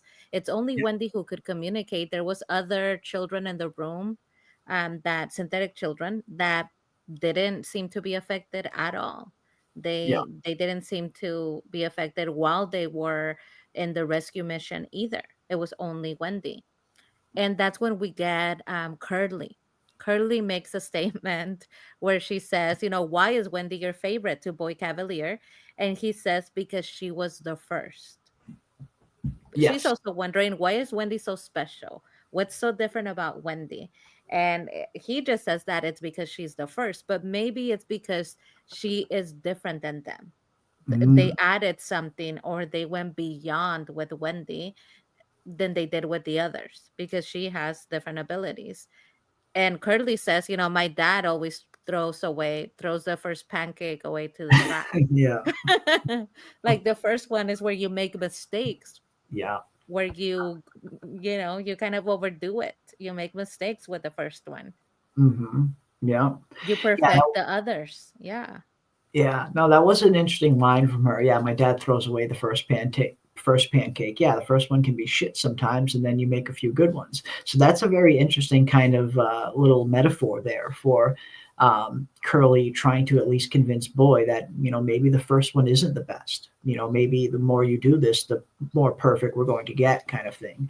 But yeah, why exactly is Boy so invested in Wendy and in just Wendy? Not just Wendy, but he definitely values Wendy above the rest. Yeah, is that simply just because she was the first? Or, like you mentioned, is there a little bit more there? I don't know. That's a very good question, though. Very good question. Yeah, yeah, Wendy connecting to the aliens is a very intriguing thing. It looks like they're probably going to continue to connect with her and communicate with her. But yeah, in this episode, it almost seemed like she was feeling the facehugger's kind of pain. She was visibly in pain, it looked like, when she was connecting with this thing. But yeah, we will find out a little bit more there, because it looks like there's going to be a lot more of Wendy kind of communicating with some of these other aliens, maybe even directly with the xenomorph itself at some point. Zombie Talon says, depends. I think the copy and the original can both be awake at the same time. This is why they said in the trailer, either they have six synths that they think are human, or we killed six kids. Yeah, yeah, they can be both awake, or did you maybe, I think maybe you meant can't be both awake. I'm not sure. It seems like they can't. I mean, how is one person's consciousness going to be in two different bodies at the same time? That's a very, that'd be a neat trick, if nothing else. But yeah, I get the sense that only one can be awake at a time. And, just judging by the way that they zipped Wendy's body up into that body bag after she had become Wendy, her old, sick, and dying human body, I tend to think that their human bodies are gone and dead. That's just my guess. Usually when you're zipping something up into a body bag, that tends to be the end of it, unless they were zipping them up, putting them away for storage, maybe. But I do tend to think that their human bodies are gone and dead. But yeah, and that would make, the line that we get in the trailer, did we just create six, AIs that are running around thinking they're human, or do we just kill six kids? Again, another question that's kind of at the heart of the show. What does it mean to be human? Are these kids still human? Are they still alive? Do they have their quote unquote souls, as it were? Or are they just simply now machines? What do you think? I Do you love think that they have their question. souls? Do you think they have their souls, or do you think they're just machines now? I love that question. I think that that's potentially something that we are going to face in the future. Are we going to give humanity or human traits to machinery? And I am team human and team Yeah. soul. I don't see things as, if one day we do get to cohabitate with robots and like live our life where there's synthetic people, I will treat them as human beings. I think for me, the only thing that I need in order to be you as a human being is your desire, your deep, deep desire to be human. Then you're human. And if you tell me you have a soul, then you have a soul. But what do you guys think? Would you guys accept them as human or see them as only machines? Mhm.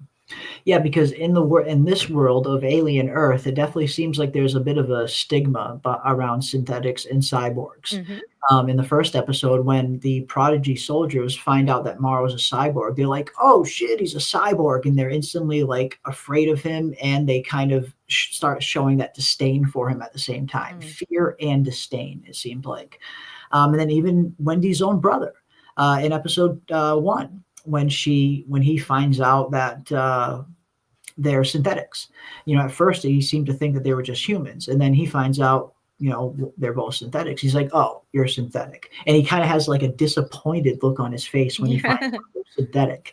So yeah, it seems like there is this kind of stigma that comes with synthetics and being cyborgs that some humans have, a little bit of a disdain for, maybe, or fear for, depending on what human it is. Yeah. And I mean, when I saw that scene, I thought, oh, it's because he's a paramedic. So he's Mhm. like, I'm a paramedic. I'm happy to assist. If you're human, right? He can help them. But as soon as he finds out, oh, you're synthetic, it's like, I would be better off if I was an IT tech at this point. I can't really help you, right? He deals with human bodies, and so he could assist humans, but he's useless if it comes to synthetic. So I thought I took it more that way. Um, Mhm. But yeah, would you accept them as humans, guys? Would you give them the respect and, treat them as humans? We see that Boy Cavalier does not treat them as children or as humans. He tells Wendy, "You're not human," to her Yeah. face, and he Yeah. puts them at risk constantly. He does not care for them. So he doesn't see them as humans. But Wendy sees herself as human. Yeah. And you didn't tell us, Jeremy. Do you think they have a soul, and do you think they're human? I don't know. I mean, I guess it depends on what makes up a soul. And for me, I often go back to, I feel like there's one thing that makes up your being, your spirit, your soul, whatever you want to call it, your personality. I feel like there's one thing that makes that up more than almost anything else, and that's your memories, your collective memories. Our memories, our experiences shape who we are. They determine the kind of person we are going to be. They determine our humanity. And you see it all the time. People who lose their memories lose, everything. They lose their complete sense of self, Mm. almost like it's like a reset button. It's hit, and they're a completely different human being now.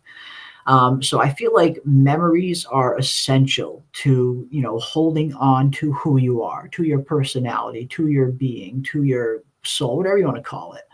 And since their memories made the trip with them, yes, it does seem to feel like they do have their personality still. They do have souls, whatever you want to call it. The thing that makes them human, it does seem like that traveled with them because we see the way they act. They're literally still acting like children, like human children. They're not Mm. acting robotic. They're not acting like synthetics. They're not devoid of human emotion. They very much are still feeling. And yeah, it just seems like they very much are behaving like humans. So whatever you want to call that, I mean, call it what you will, I guess. But for me, they very much present as more human than they do synthetic, at least personality wise, who they are wise, their personality makeup definitely comes across a little more human than it does synthetic, just based on their behavior. Yeah, and yes, good job pointing that out because there is something that is not matching what they told us. You're so right, Jeremy. When Slightly and me are having that conversation, right? That they're like, dude, this is so sci-fi. There's all of these eggs, and they're so excited about Yeah, it. I've, yeah, I've, they're showing emotion. They're showing excitement. They're showing this very much. childlike bewilderment. And then we see that Smee comforts Slightly. Smee doesn't seem as affected, right? Mhm. As Slightly is because Morrow is talking to him and Morrow whispered, "When Yeah. does a machine become a human?" Right? Kind of Mhm. freaked him out. Slightly is showing that he's afraid. He's showing fear, the emotion of fear. He even says, like, "I don't want you to talk to me." He's showing that he's uncomfortable, that he has these emotions that, according to the company, to Prodigy, they shouldn't be having. Mhm. Yeah. Yeah, it's I mean, it seems like whatever made them what they were when they were humans, it seems like that made the trip with them into their synthetic bodies. Now, does that mean they're human? No, I don't think they're humans per se. I mean, they are in synthetic bodies now. That fact can't be ignored. So no, I don't think they're humans. I do think hybrids is the correct term for them. I think that's why they call them hybrids. I think that is the most fitting term for them. They are hybrids, half human, half synthetic, maybe even 75% synthetic, 25% human, whatever you want to call it. But the part of themselves that made them human seem to have made the trip with them, whether that's their memories, their personality, all of that stuff. It seemed like they do still have that. Again, just based on the way that they're acting. I mean, we see how they act. They're still acting like children. Now, I guess what is the question? Is that all just being mimicked? Maybe that could potentially be a possibility as well. Where it is like as Talon says, we agree that they're just copies. Like, is it all just simply just a copy of your memories, a copy of your personality, a copy of who you used to be? That's a very valid question as well.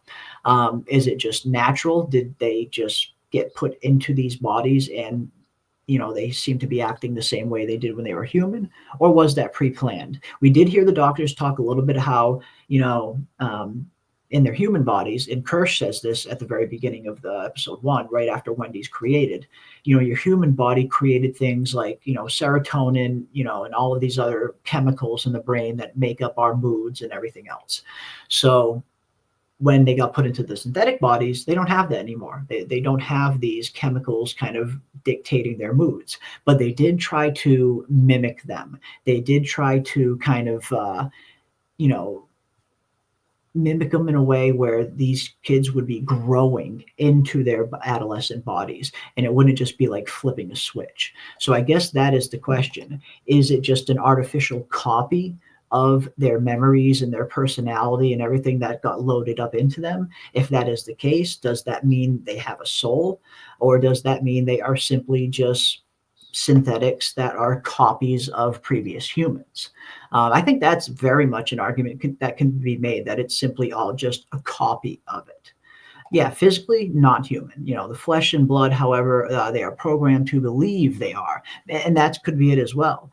Maybe mecha-human, but should still be treated with dignity. The question really is the company.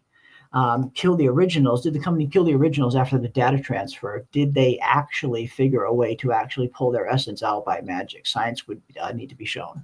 Yeah, I mean, looking at the bodies, I tend to think their human bodies are gone, dead. It seems to be the case. At least that's what, I kind of took from them zipping Wendy's body up in the body bag. I think their human bodies are gone. But yeah, what made the trip with them? Is it all just a simple copy? Did they kind of take a scan, a copy of their mind, a copy of their memories, a copy of their personalities, and upload it into the synthetic with their consciousness? Or did all of those traits come with their consciousness, I guess is the question. Is it artificially created, or did it come with them from their human body? Hard to know. Hard to know.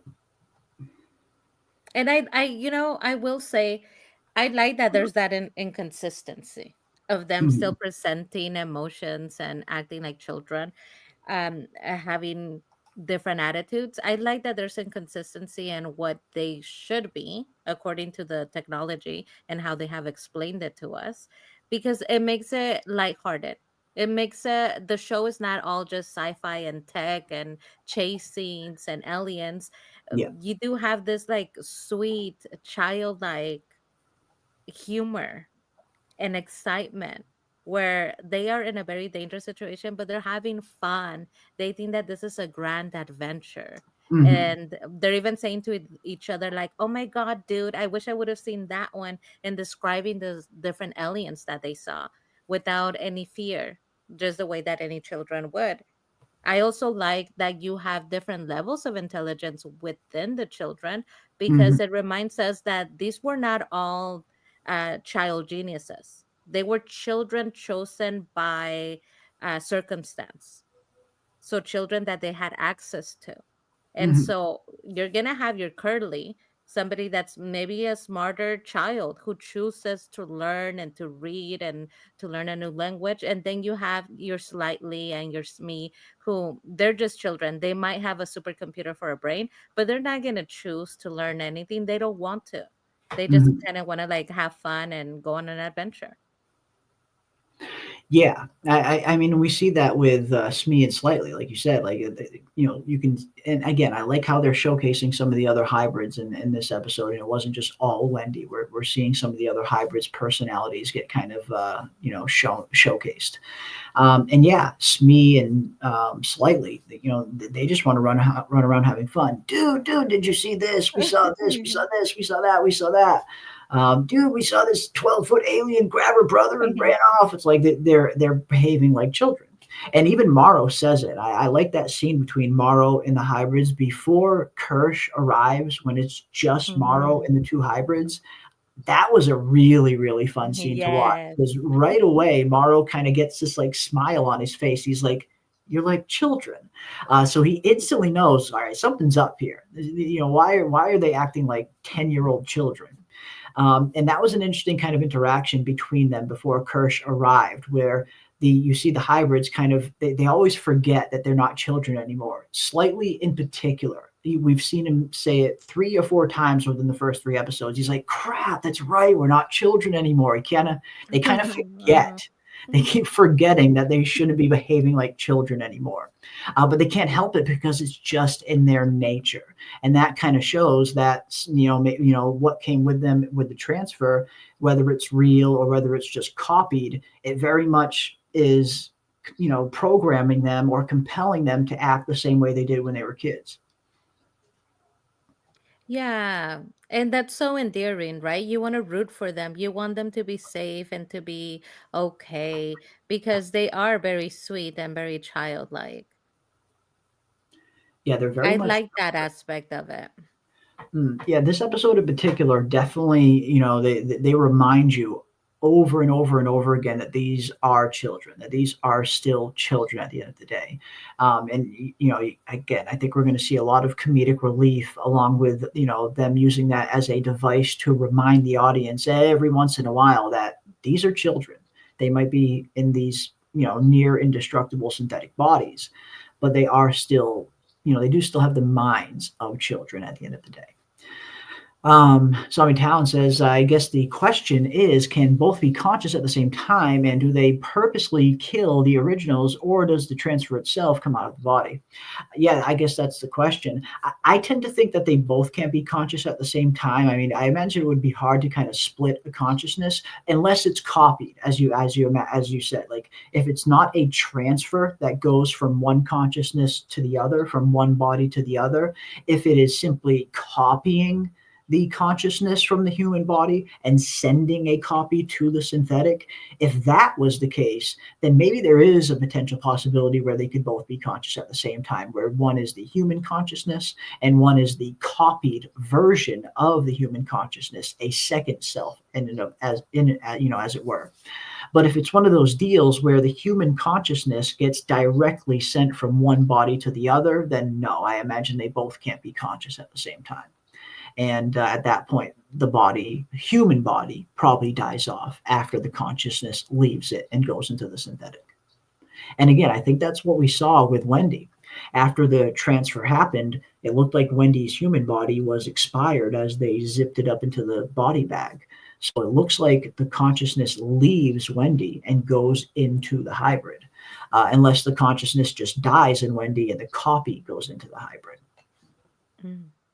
Yeah, and they really did this death ritual of sorts where they laid the children in a way similar to how you lay a body having a funeral and Yeah, put a flower in their hands. So yeah. it really looked like this was a death ritual of a sorts where the body was not going to be alive. The children were not a copy. I tend to believe that they just transferred their consciousness and they did away with the body. Hmm. Okay. Yeah, they might have. They might have. It might have been a consciousness transfer and then a disposal of the human body. Either that or it was them kind of copying the human consciousness and sending the copy to the synthetic and letting the human consciousness die with the body. It's got to be one or the other, I would imagine.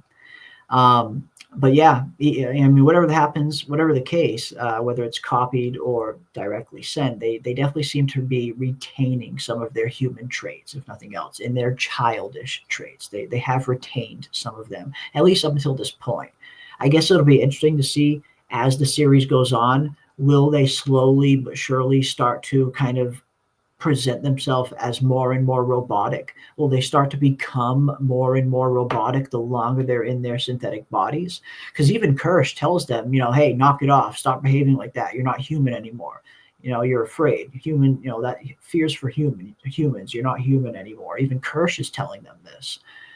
So I guess that'll be interesting to kind of pay attention to. Will these children begin to become more robotic as the series goes on? I don't know. And maybe something like a Tinkerbell, like Kish, where they could be more robotic, but still have a lot of personality. Because, like you Mhm. mentioned, he himself is a robot, but you wouldn't know it. Yeah. You wouldn't know that he is. So maybe that is what the children will become, which I like. I like human qualities and how they're presenting robots. Yeah. Yeah, it'll be again, they're definitely keeping that underlying question right there at the heart of the show, at least throughout the first 3 episodes anyway. They're keeping that question right there, kind of in the forefront, right beneath the surface of what does it mean to be human? What is humanity? But yeah, I'm looking forward to episode 4 now. At this point, again, we've been hearing so many rumors that episode 4 is going to be one of, if not the biggest episodes of the entire season. Apparently, something really, really big happens next week in episode 4, and I cannot wait to see what it is. It looks like we do have an episode 4 trailer, a preview for the upcoming next episode, which we will take a look at before we close it down here and say goodnight. But I wanted to take a look at this real quick because this was one of the things I saw earlier on that started making me think that Wendy is going to communicate directly with a xenomorph at one point. This is, of course, one of the promotional material pieces, and we see Wendy's kind of brain kind of fused in there with these on the xenomorph's head, kind of mashed in there.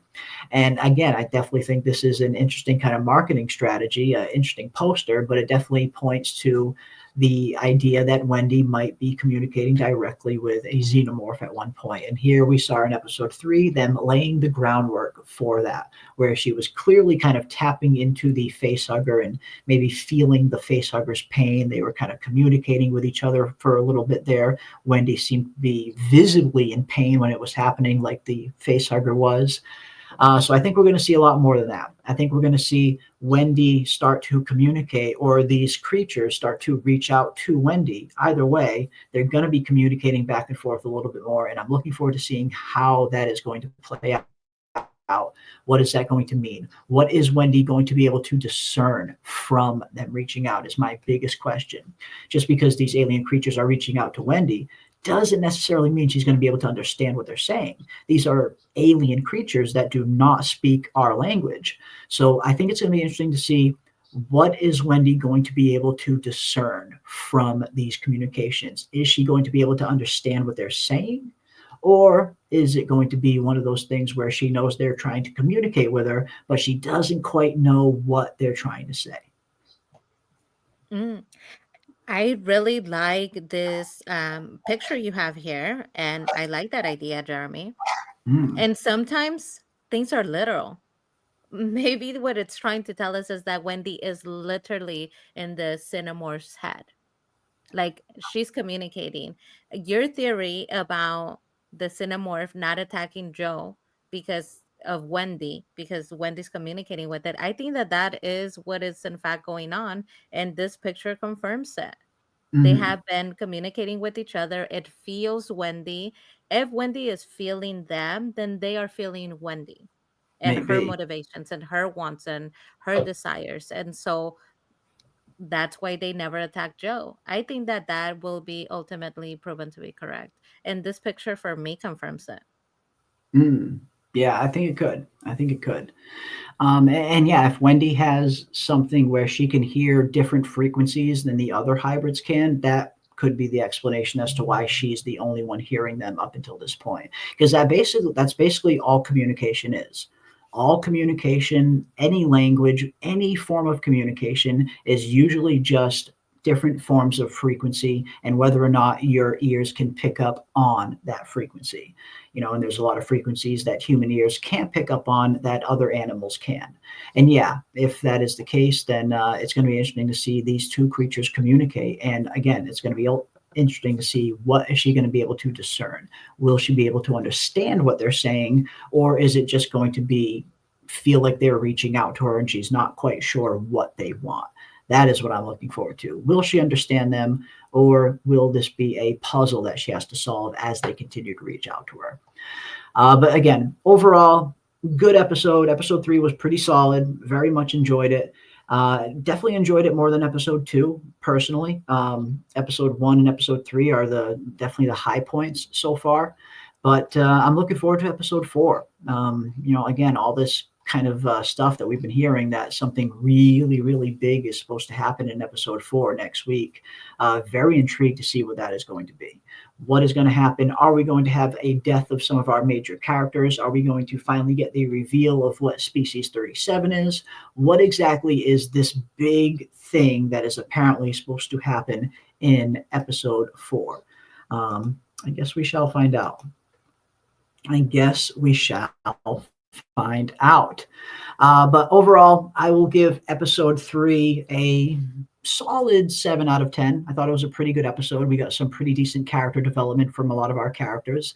It was nice to see the focus get shifted onto some of the other hybrids for a change, whereas episode 1 and episode 2 were kind of solely focused on Wendy for the most part, Wendy and Boy.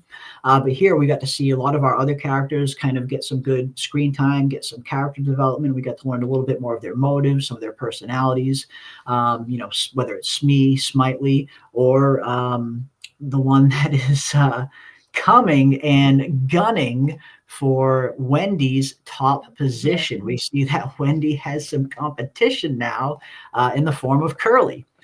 Curly wants to be the top dog and believes she is better than Wendy. So things are heating up now. Things are heating up. We're seeing this hierarchy start to form within the ranks of the hybrids, where Wendy seems to be the leader, but of course, Curly's coming for her crown. And they're adding some interesting storylines and some really good character development. So yeah, solid 7 out of 10 for me for episode 3. What about you, PM? And let us know in the chat as well. Where would you guys rate episode 3 on a scale from 1 to 10, with 1 being horrible and 10 being perfect? What do you give episode 3, PM? I would say an 8. I really like this episode. I really, really did like the episode. I like seeing the children's interaction and like more about them. So yeah, I would say an 8. Um, she's so funny, Curly.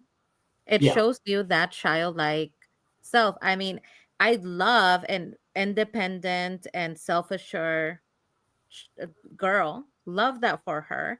But why does she need to bring Wendy down in the process? There's no need. She could have just walked in there and been like, hey, I want to be as good as you are.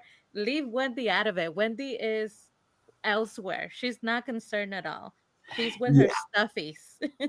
yeah. Like she just this and her hatred for Wendy. Wendy has done nothing to her. That's what I found really funny, because I haven't seen any negative interaction where None, Wendy has, gone around like a dictator telling them what to do. They none. haven't really interacted. But Curly Curly, has this like disdain for Wendy, where she's like, my dad throws away the first pancake. It's like, girl, Wendy did nothing. Did nothing to and you.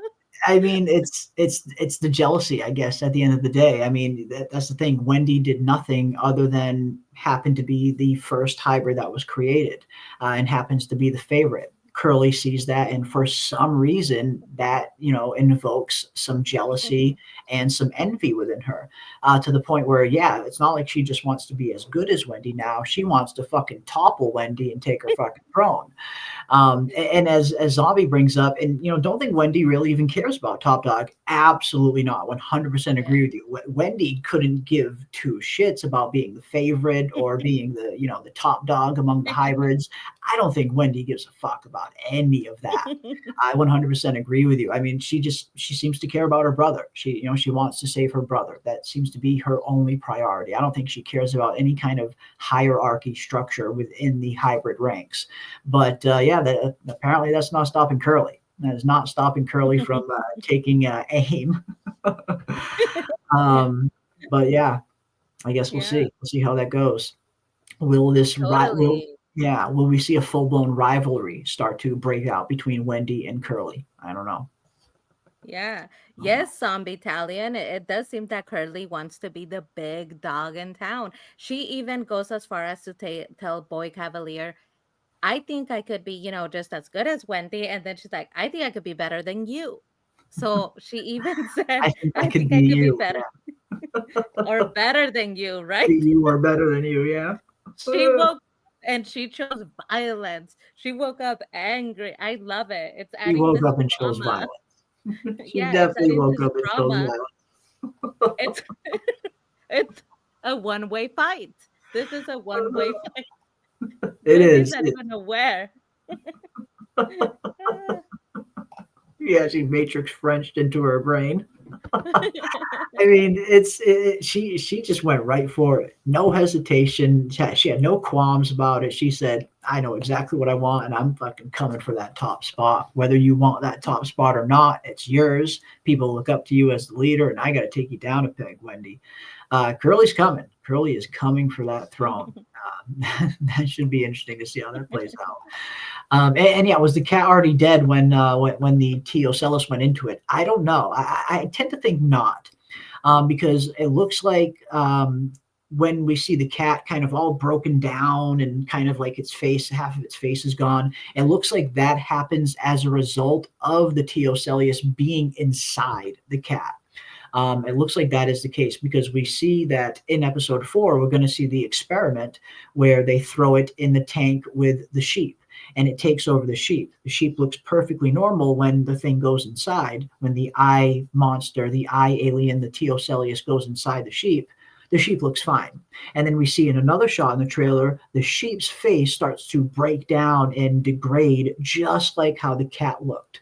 So it seems like this parasite, this eyeball parasite alien, this Teocellus, it almost appears like it's looking for the perfect host. We talked a little bit about this in our last stream, but I think that is the idea with it, where not every host can sustain this thing for very long. The host starts to break down for whatever reason. The cat host wasn't strong enough to sustain it for long, and it looks like the sheep host isn't going to be strong enough to sustain it for very long either. I get the feeling that this parasite, because it is a parasite at the end of the day, it looks like it is looking for the perfect host. And if that is the case, then yes, it can only go into living hosts. It needs to take over a warm, living human, or I'm guessing a human body, or maybe even a xenomorph. A lot of people want to see this thing infect a xenomorph and see what that would look like. That would be pretty interesting, because when they take over this host, they also take over its mind, and it's a kind of form of mind control where they attach themselves through the eye socket to the optical nerve, and through that they are able to control the brain. So it is a form of mind control that these little parasites operate on, and they're said to have intelligence that is on par with a human being. So they are pretty smart as well. They're not just stupid parasite creatures. There's an intelligence there. But it looks like every kind of host that this thing hops into starts to break down after a little while. So I get the feeling they're searching for the perfect host that can sustain them indefinitely. And it hasn't found that yet. The cat wasn't strong enough. The sheep won't be strong enough. I get the feeling until this Teocellus hops into a human, or maybe hops into a xenomorph body, it's not going to find that perfect host that can sustain it. It needs a stronger host, it looks like. Mm-hmm. I'm thinking human or xenomorph. If it'll take over a human, maybe that will be the perfect host. Maybe a human body is strong enough to sustain it indefinitely. I get the feeling it's going to be a human body or a xenomorph body that it needs to kind of step into in order to find something that will fully sustain it. Because it looks like everything else it hops into just starts to degrade and break down after a while. But yeah, maybe it'll take over a human, and maybe that'll be the perfect host it needs. Or who knows, maybe it needs something stronger than a human, like a xenomorph. I know a lot of people, like just based on the comment sections we got last week on our video, a lot of people want to see that thing infect a xenomorph. A lot of people want to see what that looks like if this Teocellus hops into a xenomorph body. Yeah, you guys are twisted, chat. I did see that. And it's like all these ideas. You are true scientist, true mad scientist. That was the number one thing. Can it happen? Will it happen? And also the queen. Everybody wants to see the xenomorph queen. If there's a queen, and maybe that's what's coming up on the next episode. Maybe that is the grand thing, right? Maybe. I tend to believe not, because everybody knows about the queen. And this is supposed to be unexpected, something new. So it wouldn't be the queen. But yeah, that's twisted, chat. Very twisted. Very, very twisted. Yeah, we'll see. We shall see. What exactly is this big thing that's going to happen in episode 4? I don't know, but apparently, from all reports, episode 4 is said to be a huge, huge episode where something massive goes down, something that kind of determines the course that the rest of the show is going to take, at least for the rest of season 1. Because episode 4, of course, will be the halfway point. It sucks to think that we're already at the halfway point, and this is why. When shows only have 8 episodes, I'm not a big fan of them releasing 2 episodes at once. I'm just not a big fan of that. Maybe it's just the YouTuber in me. The more the more weeks that a show is on active air, the more we have to cover it as as a community and as a channel. So I'm not a big fan of shows that release 2 episodes at once when they only have 8 episodes to begin with. That means it's only a 6-week show at the end of the day. And I feel like the show just started, and now here we are. Episode 4 is next, and that will be the halfway point of season 1. Half of the season already freaking done. So not a big fan of them releasing episode 1 and 2 all at once, especially considering this chunk of size those episodes were. Episode 1 was nearly, I think it was like 70, 80 minutes long. Episode 1 was massively long. Episode 2 was pretty long in and of itself as well. There certainly was no need to release both of them at once. But totally understand, get it. They wanted to get 1 and 2 off and kind of get the show rolling with a bang. And the best way to attract audiences is to release a couple episodes at once. I definitely get the marketing strategy behind it. Just not a big fan of it, I guess I'm saying. Because now here we are heading into week 3, and we are already halfway through the season, just about.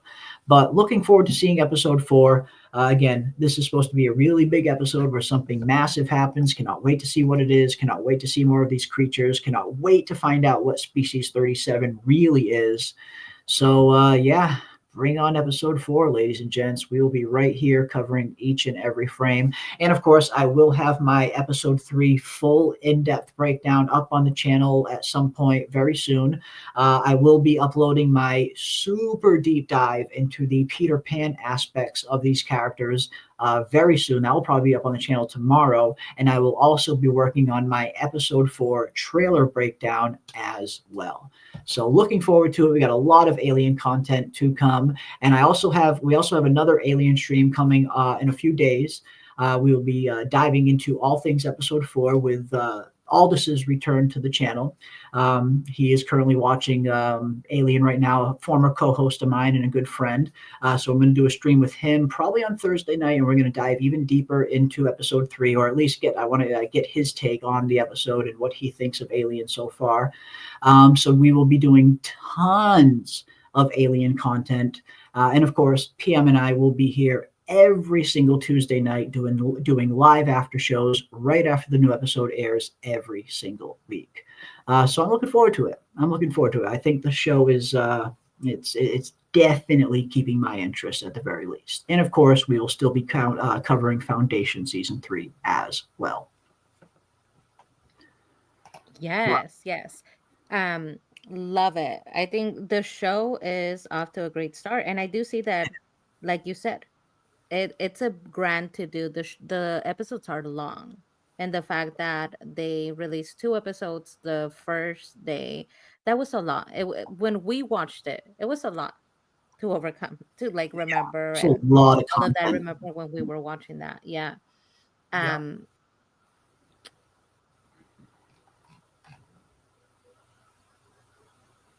Oh, sorry, I was on mute. It's okay. I'm like, did we lose her? But it's been so much fun. And the fact that we are halfway through, I just can't believe it. It's going by way too fast. We're having so much fun.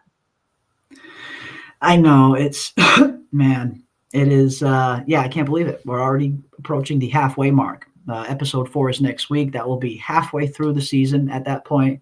But yeah, if nothing else, I do want to see what episode 4 is going to bring. It looks like it's supposed to be a very, very, very big one. So we shall see. Do you guys watch Invasion? We don't yet. Invasion is a show that we've talked about catching up on it before, I believe. And maybe we should at some point.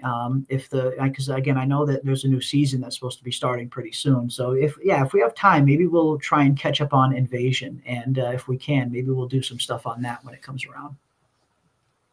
Ooh, August It looks 22nd. pretty Man, good. that's right around the corner, actually. That's not a lot of time to catch up. Shit. I will certainly try, though. I'll try and catch up on some Invasion, and maybe we can do something on it. I think you could do it, Jeremy. You did a lot to catch up on Foundation. I think you have it in you. And that one looks really good. I've seen the trailer. The cinematography on that is also really, really nice. So, Yeah. Well, thank you. Appreciate it. Appreciate it. Foundation's been great. I've been very much enjoying season 3 of Foundation. I mean, I'm watching that show as a non-book reader, so I don't know the source material. I know book readers aren't super happy with Foundation with all the changes. I don't really have any context for that. I can only judge it off the TV show that it is, and based off that, it is doing a lot of things right, in my opinion, and I'm really enjoying Foundation season 3. But we shall see. Yeah, has everyone seen? Have we seen all new Aliens yet? The new episode of Aliens? Yes, we've all seen it. I think everybody here has seen it. I imagine. And yeah, we have just got done discussing it for the last 2 hours or so, and I enjoyed it. I thought episode 3 was good. It was a step up from episode 2. And I'm looking forward to seeing what episode 4 is going to bring now. I think we got some, again, really good character development in the third episode. We got a chance to see a little bit of the other hybrids, which we didn't really get to see much of in the first 2 episodes that were pretty much all Wendy focused. We got to see some Smee, some Slightly, some Curly, who's coming for Wendy's throne. It was a pretty good episode. Character development wise, it was a pretty good episode for a lot of our characters. Morrow, too. We got some interesting backstory on Morrow. We got to see that he is even more than meets the eye. I mean, he's got a lot more cybernetics than just this metal arm, it appears. And it seems like he's a lot older than we initially thought as well. So we got some really good backstory and some really good character development on Morrow in this episode as well. And I must say, he really is. He's quickly becoming my favorite character. Morrow, I mean, I get it. He's not a good guy. He's not a protagonist by any means. He definitely seems to be filling more of an antagonist role in the series. But I like these morally gray and these morally ambiguous characters every once in a while. They're just a little bit more fun to watch, a little bit more going on there beneath the surface. What are his motives? Why is he really doing what he's doing? What connection does he have to the Yutani family? How old is he really? Morrow has been one of the more intriguing characters for me to watch so far, and seeing that good character development we got from him in episode 3, really enjoyed that. Really enjoyed that. And Coyote P, I believe Coyote P's question is the new aliens that we saw in the boxes. So there was 5 boxes with Yes. all of the trailers. Mhm. And Coyote is wondering, have we seen all of the aliens in those particular boxes? And I believe the answer is no. We have Mhm. seen basic, Yeah. aliens that we know of, but we haven't seen those really special ones. And Morrow himself is talking about getting them back to the company that they belong to. So that tells me that he has kept them safe and isolated somewhere else to where he can get them and transport them. So they're Mhm. not out in the wild. I don't think we have Coyote P. Yeah, I don't think we have yet. Well, we certainly haven't seen this mysterious species 37, whatever that is. We got this, really intriguing kind of trailer for this species 37 when the series was first coming around. This gestation trailer that was apparently supposed to be some kind of glimpse of this species 37 in its gestation phase. And we haven't seen anything of that yet. So yeah, we have not seen all of the aliens on the show yet. We've seen quite a few. And it definitely seems like there's a lot more than just 5. I get the feeling there's 5 main ones, but it seems like there's a lot of these other little ones that are scattered and mixed in with them as well. I mean, just based on the sheer number of tanks and the sheer look of all of the different kind of shaped creatures you see moving around in them, there's more than 5 aliens total on this show. So why they marketed it as just 5, I don't know. Maybe it's because there's like 5 main ones that are like super invasive, that are the main kind of ones they care about. But it seems like there's a lot more than 5 species overall on the entire show. But no, we have not seen them all. I am very much looking forward to seeing what this species 37 really is. We still haven't seen a whole lot from the weird plant-like creature, which Kirsch points out, could be flora or could be fauna. Where, I mean, it looks like it presents itself as flora, as he says, presents itself as though it looks like a plant-like being, but maybe it's a little bit more. Maybe it's actually fauna. So we need to learn a little bit more about that weird plant-like creature. We definitely need to learn a little bit more about species 37, what that really is.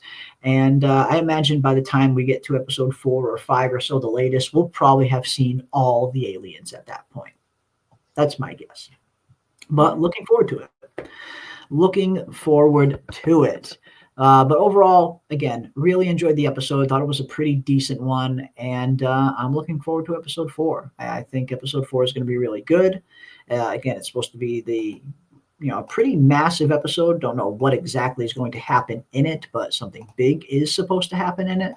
And I don't know. I guess we shall wait and see and figure out exactly what that is. But I am ready. I am ready to see where the rest of this show is going to go. We got, 5 episodes left in total. And next week we'll be at the halfway point with episode 4. So, yeah, bring on the rest of the season, guys. And let us know what you think as well. Are you enjoying Alien Earth so far? Something that we talked about all the time. There's a practical... I am enjoying it. And of course, they recently released some pretty interesting behind the scenes stuff as well. And definitely check that out on the FX channel. There's some pretty interesting stuff there. This little on-set dispatches creating the crash sequence was pretty good. They got the opening sequence that they talk a little bit about. There's a lot of good extra content out there for Alien fans. And apparently they've been doing, they do podcasts for every episode. Every time there's a new episode, they release a new episode of the official Alien podcast. Have you been listening to any of the podcasts this year? I haven't had a chance to listen to any myself. Have you been keeping up with the podcasts? I have not. Shame on us. Shame on me. They probably are full of very wonderful ballad information, right? The only podcast I listen to is you. You are my podcast. So you should probably listen to it so you could tell us what it is. I am going to. There is episode 3, Metamorphosis, the official podcast for FX's Alien Earth is already out. Each podcast is usually around 25, 30 minutes or so. They usually have the cast, the crew, and stuff like that on. So yeah, I'm definitely going to start giving them a listen to, and we'll definitely start discussing these a little bit more during our after shows as well. So check these out if you haven't already. And yeah, I imagine they're full of some interesting little nuggets that aren't on the show. They usually are, these kinds of podcasts. Starhaz says, yeah, I like it. Awesome. Overall, 8 out of 10 for all 3 episodes. Ooh, nice. Yeah, if I were to rate the entire show as a whole overall up until this point, I would give it, I'm kind of at like a 7.5 overall. I'm enjoying it. Definitely enjoying it. There's some room for improvement, but I'm enjoying it for sure. And yes, we just need Severance season 3 now. We need Severance season 3 and From season 4, and we will really, really be in business. Cannot wait for Severance. I can't wait for Severance to return just as much as I can't wait for From to return. I mean, those are two of the shows that I have probably the most fun covering here on the channel. Although I do have a lot of fun covering Shogun and House of the Dragon as well. 2 shows that I'm a lot more knowledgeable on than almost anything else. So yeah, looking forward to that. Cannot wait. I mean, we need some news on Severance season 3 already. I mean, that show has been just in limbo ever since it ended. We haven't got a single word as to when filming is even going to begin. They are dragging their feet with Severance yet again. So I'm not expecting it until late 2026, 2027 at this point, depending on when they start filming. But who knows? And yes, Foundation season 2. I loved Foundation season 2. And if I remember correctly, PM, you were a pretty big fan of the second season of Foundation as well. The second season finale, the last episode in season 2 was one of the best episodes of Foundation I've ever seen in my life. Like, out of the whole series, the season 2 finale is definitely up there as one of, if not maybe the best episode. Loved the second season. Yeah, that second season was amazing. And it was, my favorite character in there is Demisel. And it was Yeah. very much Demisel focused, grand reveal, right, about who really is Empire. No spoilers, but Yep. season three is pretty good too. I must say, I really like the New Day. Love the New Day.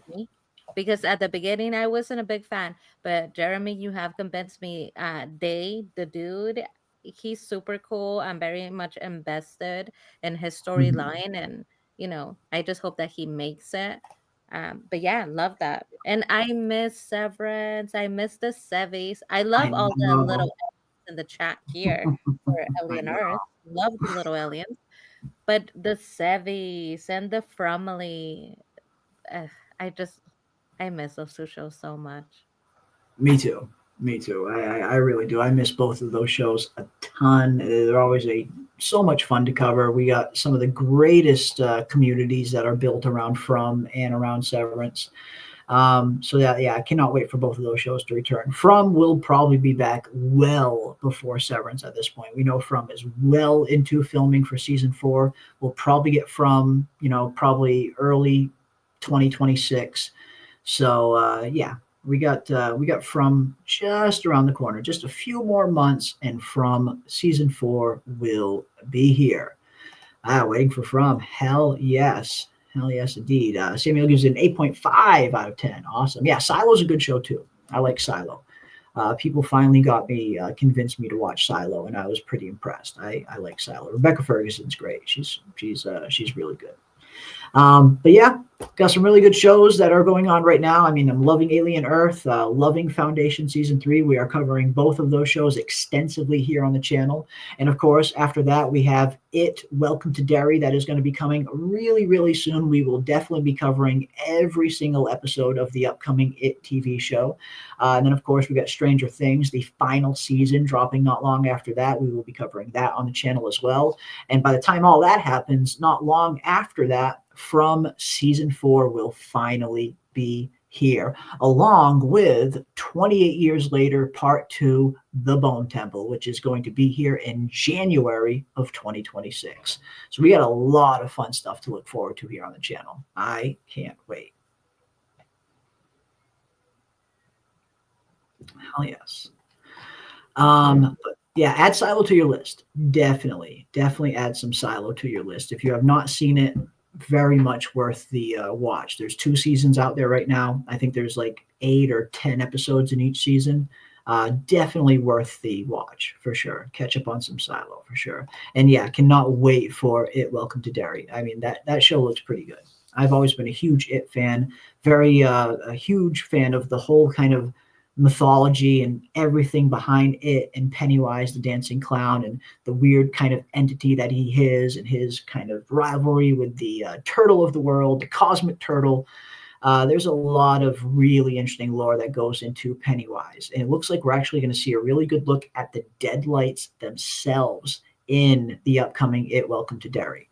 And anybody who knows anything about Pennywise, the Deadlights are incredibly mysterious, incredibly powerful, and are a huge source of his power and a big part of his character. So I cannot wait for It, Welcome to Derry. That looks like it's going to be really, really fun. So yeah, we've got some really good shows on the horizon. But that is going to do it for us this evening, ladies and gentlemen. Thank you so much for joining us for the Alien Episode 3 live after show and discussion. And be on the lookout for some more Alien content dropping tomorrow. I will have my in-depth breakdown on the Alien Peter Pan character influence that has been sprinkled throughout the show. Some that are a little bit on the surface, and some that are a little bit deeper. Definitely keep an eye out for that. And of course, I will have my episode 3 breakdown and my episode 4 trailer breakdown up on the show, up on the channel pretty soon as well. And until next time, stay safe out there, ladies and gents, and we will see each and every one of you on the next one. You're on my ship. The ship belongs to me now. All this ground to break, new life forms with acid for blood.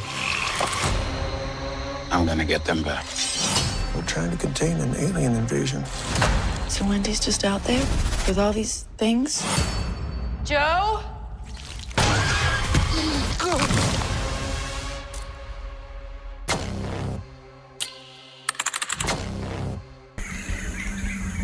shouldn't be here. Species from other worlds. Millions of years old. Killers.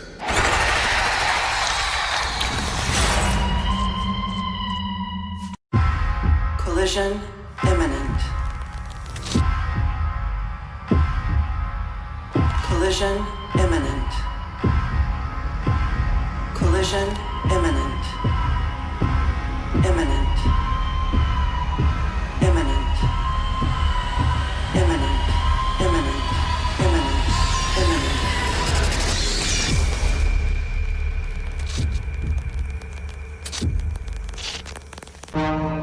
Feels good, doesn't it? Being more than human. But there's a price. Do you know what it is?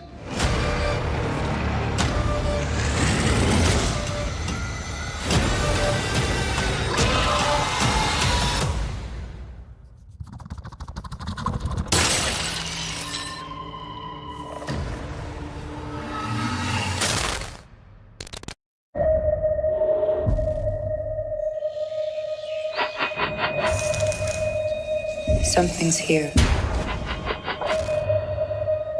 It's getting close. Save yourself.